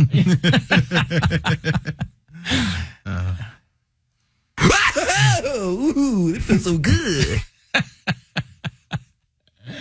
And I know this isn't the best radio, but we're trying to enjoy the new studios. Yeah, it's fine. Yeah. We're playing with a handful of things, playing with some things, and that'll be okay. Yeah, because I don't want to wear. I mean, this one. Hey, I molest children. That's like a whole other thing. Yeah, that one's a little strong. That one could be the one that gets people going, hey, I don't know about that. Oh, there's the guy. Oh boy, I bet I got him with the. Yeah, well, hold you on. might have. Yeah, hold on. Let me watch you poop. It's like a haunted house. Yeah. You know, when there's at Halloween, you go through the haunted houses and there's like noises that run by sensor. People that aren't fully aware of what's going on in here are going to think they've tripped some kind of sensor out there. Now, I haven't seen. Hold on, there's a couple of people walking by. Let me watch you poop. I'm trying to see if like their head turned at all or if they, Yeah. like an animal reacting to, I don't know, whatever. Oh, here comes some people. Oh. Let me watch you poop. Oh, that guy did hear that. Yeah. All right, we got one. That's pretty fun. That's pretty fun. That was worth it. That was good. That's like a once a day thing. Dude in wraparound shades. Yeah. That's pretty good. We can use this to our advantage. Take that, Today Show. Yeah. Go to AlanCoxShow.com if you want to see the live stream to see how that guy reacted. There you go. That's pretty funny. That's up there. I mean, I can mix it up a little bit. Would you like to sniff my testicles?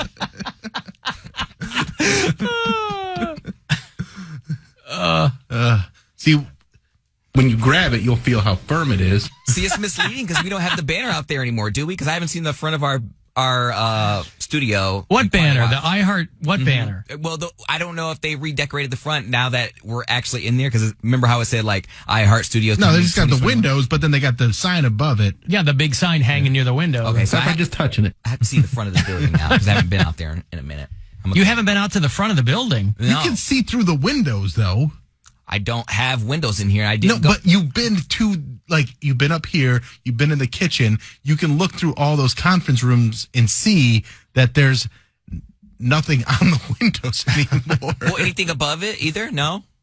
I mean, right outside our window is the 668 sign, letting people know because this is a residential building too. I'm saying, we can't even get the little heart, the little red heart with the little lines on it. That's what's outside our door. Yeah, but it's... Would you like to sniff my testicles? I was reading about a thing that I thought would be perfect for Poundcake. There's a gym. It's called Blink Fitness Clubs. I don't know if there are any locally. You should find out. Because they're offering hypnosis for people who don't want to work out. They hypnotize you to get you to work out. That'd be exciting. Sleepy. You'll enjoy exercising. Enjoy. You'll buy the bogus vitamin protein shakes every time. Well, that's a bad ad, but I mean, it's, gymnosis is what they call it. Think about that. Mood above muscle is their mantra. And so they're introducing something called gymnosis. Complimentary. Oop, hold on. Would you like to sniff my testicles? We're going to have to set up some kind of sensor that will just automatically play things. I mean, we've got a huge area out here of engineers.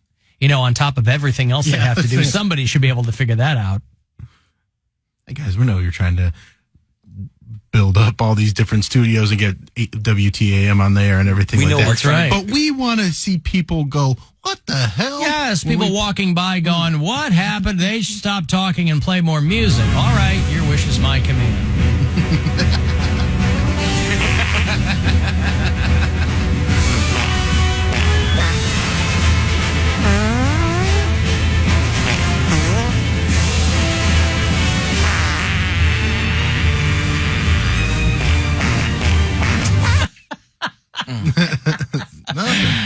No. The people are on their phones. They're on their phones. They got their earbuds in. These They're not damn living life. millennials. Yeah. Why? You got to watch what's in front of you. You got some Also, situational awareness. Surprised we haven't had anybody press a ham.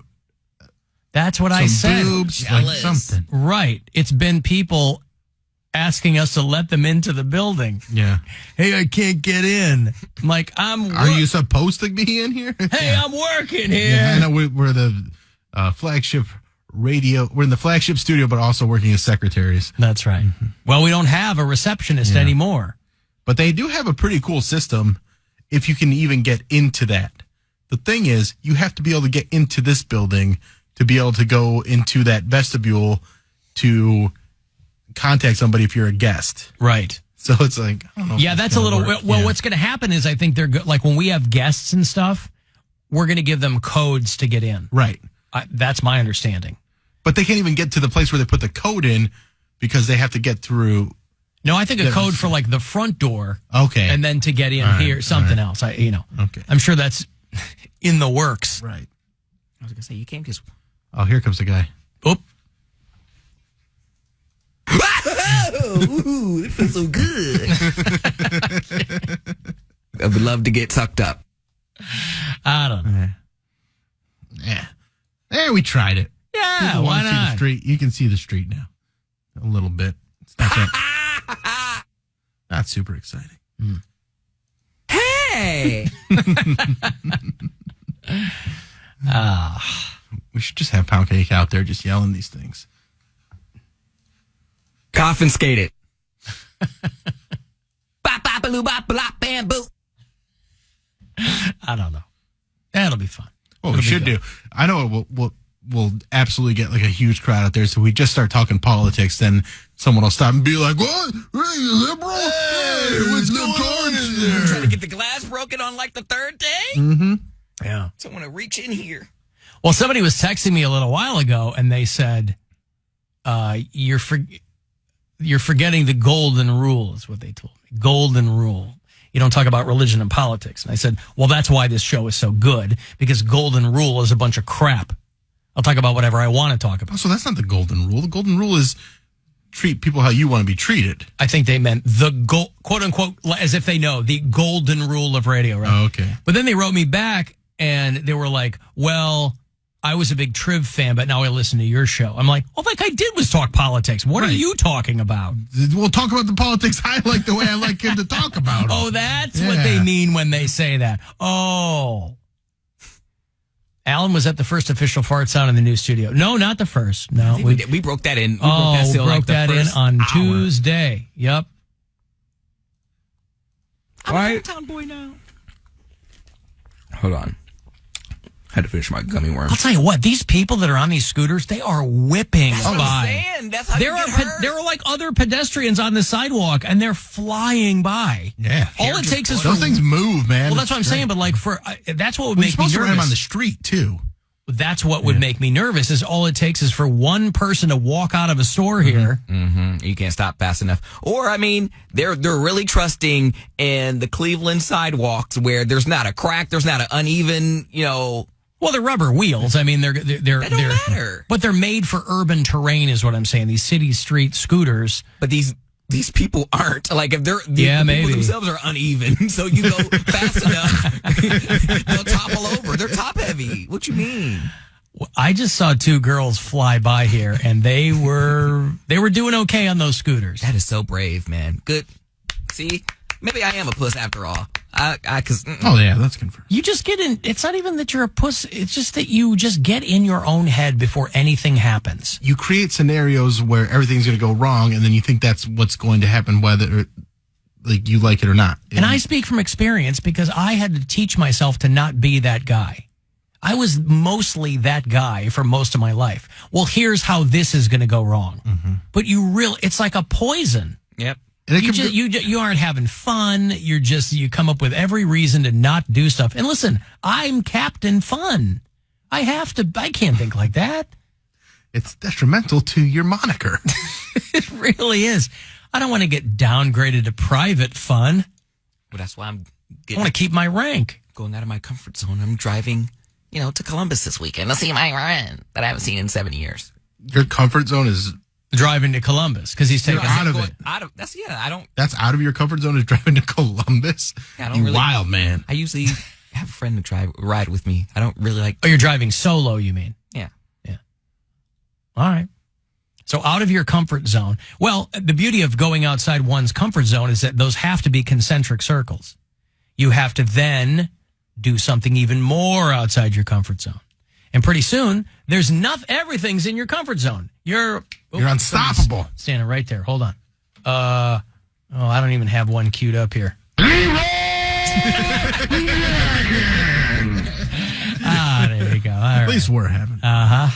Last week, I saw a film. As I recall, it was a horror film. Walked outside into the rain, checked my phone and saw you rang, and I moved in my past. Speeding down the street when the red lights flash. Need to get away, need to make a dash. Oh, say what? I said they started this fire, so they put the speakers out on the street, so this is what they get. Can you play Hot Nuts? Maybe that'll draw people in.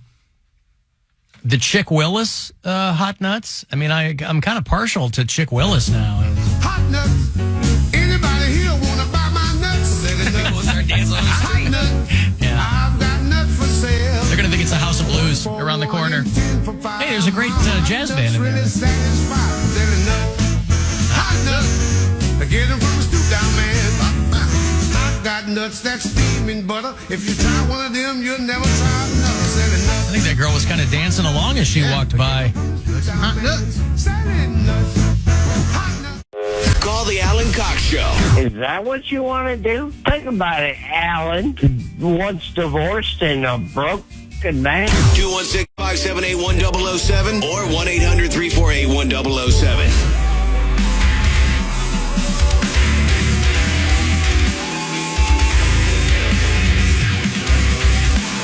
35192, send a text. AlanCoxShow.com. to his stuff on social or watch there. Guardians are off tonight. Start up here at home against the White Sox. Tomorrow night, 7:10 is when your first pitch will happen. 6:30 something is Guardians Live to get you into the whole shebang. And then on to the weekend. There will still be a Bill Squire Friday Get Down tomorrow, as the name implies. Brought to you by Cleveland Whiskey. And, I have had over the course of the afternoon a number of people text and tell me they would love to show Poundcake around downtown Cleveland. Are they cute? They neglected to mention their looks in the texts. And since our text platform can't accept photos. Oh, man. They can always email. You know what I could do is I could ask them if they're good looking. And then they would go, of course I am. Pixar people. didn't happen. What's that? Pixar didn't happen. Well, you'll ask some people. I've asked callers over the years just to goof around, are you cute? If it's germane to the conversation, right? Or are you good looking? Blah, blah, blah. And they'll invariably say either, oh, yeah, or there's no middle of the road. It's either, oh, yeah, or they'll go, eh. And then you pivot to, well, what celebrity do you look like? And for some reason, girls who would otherwise describe themselves as kind of meh, they always go with Amy Adams, who I think is lovely. But, these girls will go, I kind of look like Amy Adams. Nobody ever goes, I look exactly like Jennifer Aniston. If they have nice eyes, because what they'll do is they'll choose one feature of the celebrity. And they'll say, well, I have Angelina Jolie's eyes. And I go, whose rest of the face do you have? Right. Clint Howard or... Not important to me, but for people who call in the midst of a conversation about people's looks, it's helpful to have. If you're listening on iHeartRadio from outside Ohio, tell me where you do that. We have a lot of bureau chiefs in the great city of Pittsburgh, Ohio. Pittsburgh, Pennsylvania. Pittsburgh, Ohio. There's got to be a Pittsburgh, Ohio somewhere, right? I don't know if there is. I don't know if that's allowed. I don't know if you can do that. There's another one of these dudes who's threatening the FBI, a guy in Mercer County, Pennsylvania, which is over the border from Youngstown. It's about an hour north of Pittsburgh. It's way up there. It's past Slippery Rock. Yep. It's past Newcastle. Threatened to murder FBI agents after the Mar-a-Lago investigation. Because they're just not being fair, Alan. They're just not being fair. But everybody, and see, this is the thing too, is in true to form MAGA fashion, they always make it about themselves. There's never anybody that's like, well, this needs to be looked into. It's come and get me, you piece of crap feds. I'm going to effing slaughter you, right? So they're like, well, we weren't gonna, but now. Yeah, now we were. You've asked us to. A 46-year-old guy who is a self-described adventure photographer. I guess he wasn't out adventuring or taking pictures at the time. Just having a little downtime on social media. And so he had to get a lawyer, and they're going through this whole thing, blah, blah, blah. After that dude did the same thing in Cincinnati, that guy ended up killing himself. I think, right? Got himself there? I thought Or they get him? I don't know. It's hard to keep track because there was a dude that drove his car into the bollards, I think is what they call them, in front of the Capitol. He ended up killing himself, but that was a guy they said had some mental issues. And but this guy outside Pittsburgh has got himself scooped up for, he's a big fan of coups, I guess, and so he wanted everybody to know. Speaking of coups, there's one. I love coups, man. Oh, God. Coups out. Is that what you're talking about? That's not what I'm talking okay. about. Not in the club magazine sense. Oh, That's gotcha. not what I'm talking about. No. I'm talking about the things that hold your drink and keep the little foam things that hold your can of beer. Koozie. Koozies. Yeah. Oh. No, this guy clearly was a big fan of coups. Of a coup. There is a coup that has happened right here in the state of Ohio. And I don't know if it's getting a lot of attention. But it's very interesting to me. They have ousted the Ohio Bratwurst Festival queen. Oh, no. What? Wait. Okay. All right. Where is There's a the girl- Ohio Bratwurst Festival Queen crowned? There's a girl by the name of Abigail Brockwell, who is the queen of the Bratwurst Festival. And I've watched that video before, by the way. Queen of the Bratwurst Festival. This is a different one. Oh, okay. Yeah. You still have coos on the brain. Mm-hmm. This is a girl who had her crown, much like, remember back in the day when it was a big scandal, when Vanessa Williams, actress and singer, she was Miss America and she's the first one in memory I can recall who had to give up her crown because she had taken naked pictures. Remember what a quaint time the 80s were? Right. Where if they found you with a pot cigarette, a jazz cigarette, or pot, you had to relinquish your crown. Naked photos in Penthouse. Oh, the scandal. She had to give up her crown as Miss America. Nothing like that here at the Bratwurst Festival. There's no naked photos or anything. But essentially, a coup there. Was she seen eating a kielbasa? Not that, no. Not the right sausage. But this had to go through the proper channels. There had to be a special meeting held by the Bratwurst Festival Board, for one thing. And she had to eventually give up her crown because she had visited some friends at another Bratwurst Festival. So this kind of clued me into the inner workings of these things. I didn't know. So was there a non-compete? She can't even go to another one? She can't even because she represents this particular Bratwurst Festival. She attended the Baltimore Festival in Baltimore, Ohio. Not even Baltimore, Maryland. Yeah, you know, they're Maryland. Not really Bratwurst fans out in Maryland. They're more crab fans. Yeah, soft shell crab and stuff like that. You know, Maryland, where Doug in Dundalk listens on the app.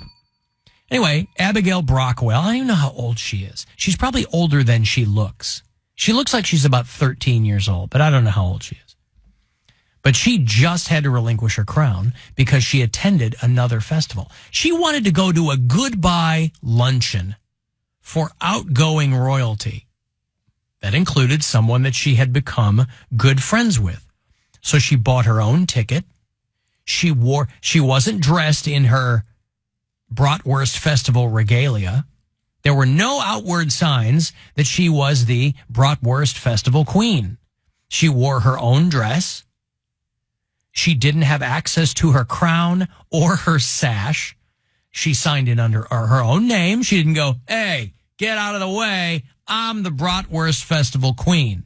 She wasn't name dropping or anything. She was going to another festival as a civilian. This festival apparently had a Bratwurst princess. This is very hard to follow. But I was fascinated by it, by the internecine workings of the Bratwurst Festival circuit. She also made a statement. She had to make a statement. Yeah. She thought when the Bratwurst board called her in for a special meeting, she thought she was attending a meeting to discuss the opening ceremonies. Instead, she was stripped of her crown by 7 board members.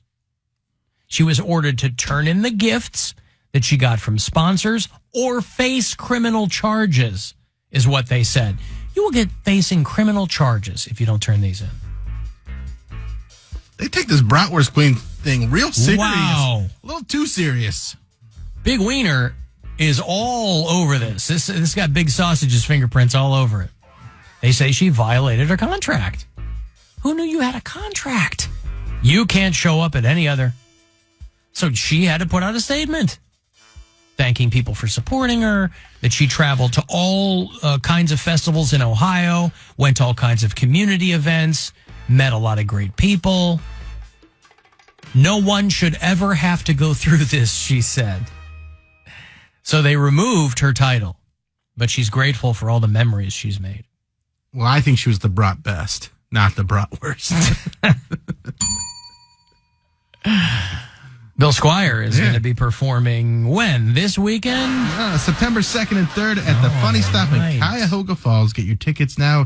Big comedy special recording. Get those tickets. You can call 330-923-4700 or go to BillSquire.com. Let's sell this out. I need you guys to help me sell this out to make this special truly that special. I was going to say, you want to legitimately call it a special. Yeah.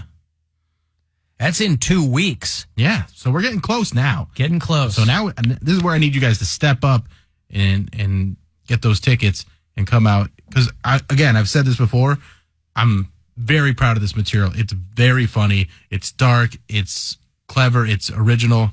So please get those tickets and come check out this show. It's going to be so much fun. Yeah. Alan, the Prime Minister of Finland, is in a similar trouble, and she is Fuxi, not in the Scottish way. Fuxi. She's Fuxi. Yeah, this woman who I don't know if she's the youngest person ever elected to be Prime Minister of Finland, but she's got to be one of them. She's 36. Her name's Sanna Marin. She's really cute. And there's video of her at a party. She's dancing. She's singing. She's hanging out with her friends. You know what's crazy? And people are saying she took drugs. Oh, there's always a new person that holds the world record for the world's youngest person. Yes. There's always a world's youngest person. Constantly changing hands. It really is. She and her friends, including Finnish celebrities, who knew there were Finnish celebrities. And of course, when you're when you're a politician, the people who don't like you, the opposition party, will always say she has to take a drug test. She says she did everything legal. I was dancing with some friends. Yeah, I had some drinks. And I was partying in a boisterous way. Nice. But I did not take any drugs. Also, maybe I want to vote for somebody that's doing a little bit of drugs. Listen, I want them to be addicted to drugs, but I want to know they know how to have a good time. If somebody's on mushrooms or a psychedelic, I know that's not something they're doing all the time. And they're who just having a good cares? time. Because on the one hand, people are always saying we need to get rid of these 80-year-old politicians, right? This is true in every country. And guess what? They're all on drugs. It's pharmaceuticals, but they're on them. Yeah. They got blood pressure, Viagra, medication, stuff like that. Yeah. Paxil, whatever they're on. She said, I danced, I sang, I partied. Those are all perfectly legal things. And I've never been in a situation where I've seen or known of others doing drugs. So get off my ass. However you say that in Finnish. Remove yourself from my bottom. I don't know. Yeah, she's cute, though. Looks a lot younger than 36. What's her name? Her name is Sanna Marin, Marin, facing backlash for a video of this party. She's the Prime Minister of Finland. Man, we gotta get it together. Joe Biden. We got to get Donald some Trump. young, hot. This is what they say in this country. They're like, what is with these 80-year? Every country in the world is ahead of us in female heads of state. Thank you very much. There's countries in Africa that are on like their third or fourth female head of state. We can't seem to get our heads around that. We need 80-year-old dudes running the show. Sanna Marin is a babe. Why do you think these countries, I mean, obviously it's for other reasons like universal health care and people not being worked to death, things like that. These are always the countries that are at the very top when they measure happiness in countries. At the very top, it's always Finland, Norway, Sweden, you know? People are like, yeah, but they pay all their money in taxes. Yes. And they get great returns on it. Great return. We pay a ton of money and we get no return. No, it's all just going into the war machine. And not the cool one from Marvel. And not the cool one from Kiss's Creatures of the Night. I would love to see this woman talk. She just seems like she would have a very hot voice.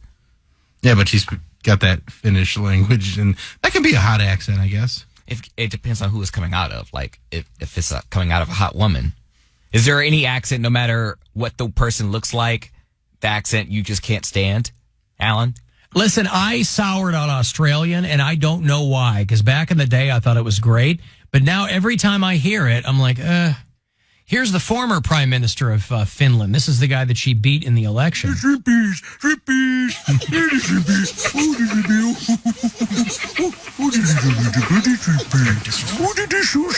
Yeah. He let her up. He really did not did. hold back. Man, do not translate that in front of your kids, or it's gonna.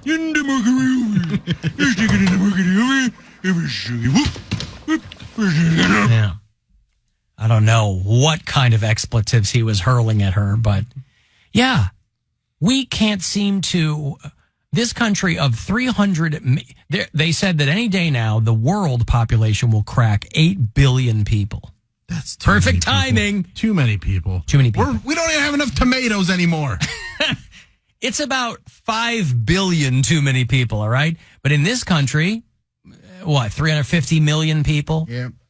And yes, it's a very diverse country. You know, the other thing these other countries have, I won't say going for them, but a way in which they are very different and you can't compare, is they're all kind of the same people. They're all Finns in that country, or they're all Swedish in those countries, right? They don't have great records with people that don't look like them. Okay. So they are much more homogenous than this country. This is a very, is that Matze? Yeah, Matze. This is a very diverse country, and it's a very large country, right? So you can't really compare it to those countries. However, we just cannot get our heads around a woman running the show. Or anybody under 80. And that's because obviously, politically, there is a giant machine that runs things. Yep. However, these are also other countries that have multiple political parties. Over here, you have Democrats and you have MAGA. That's all you have left. So there's going to have to be something changing. But she's pretty cute. She's 36. Mm-hmm.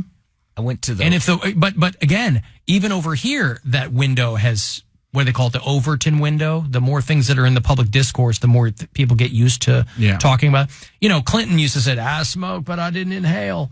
That was a whole thing. He didn't inhale, and nobody believed him. Move along, George W. Bush did cocaine. Yeah. And then Obama, he's like, I smoked a lot of weed in college, and, you know, I don't know if cocaine's part of his story, too. And then Trump hung out with pedophiles. I mean, so did Clinton. That was good. They were the same guy. They were way into Jeffrey Epstein. Biden, he's like, hung out. Never mind. What? Nothing. Oh. The MAGA fans will get it. They love me. They appreciate me. And my jokes at Biden. They do love, but yeah, well, he's a Trump guy.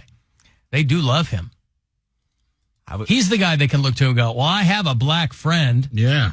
I don't want to kill that guy. He won't walk around downtown with me, but he is black. Ain't nobody gonna tell me how to live. Yeah.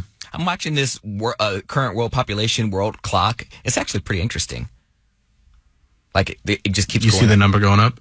Well, it gives you the births this year, the deaths this year, and then like currently it's 7,968,408,138, and then it just those two just keep flickering back and forth. But yeah, no, it's cool. Alan, have you taken a look at the Astros White Sox game? You know, the White Sox are not setting themselves up as they start up here in Cleveland, kind of the battle for first place. Cleveland's comfortably in first place, but the White Sox are getting there. Astros are a great team this season, too. They just played the White Sox, just finished the game. 21-5. Ooh-wee. The Astros beat my White Sox. I think that qualifies as an ass whooping. Yeah. Is there no mercy rule in Major League Baseball? There is not. 21-5. And 5 is a good amount of runs to score in a baseball game. Yeah. But 21. Damn. 10 unanswered runs in the first 4 innings for the Astros. And then they still scored 11 more. Yeah. Yeah. That's a rough day. That is a rough day for the Chicago White Sox, but they're coming to Cleveland, and that'll make anybody feel good, quite frankly. Right? And get a little lost on that trip. But here in Cleveland, even if you're not a White Sox fan, and I'll be out of town, so I won't be able to cheer for them, but we will still, here in Cleveland, we will still treat you with the respect that, I'm sorry, that only Clevelanders can afford. I'm sure they won't troll you at all coming off a 21-5 loss. I'm sure no one, which is going to make it even worse if the White Sox then come to town and start beating the Guardians. I doubt it. But they say 21 runs, come on. Any given Thursday. And now I must leave you as the Brady Bunch is on, and I find 4 of those children incredibly arousing. Get out of here. Be careful of what you say. Be careful in every way. Be careful of what you do. Big Brother is watching you. Be circumspect and discreet. Stay light on your mental feet. One slip and you know you're through. Big Brother is watching you. Conform with all directives. Remember obedience pays. And when you watch that TV screen, remember it works both ways. You'll disappear in a wink unless you can double think. You'll vanish into the blue. Big Brother is watching you. Is watching you.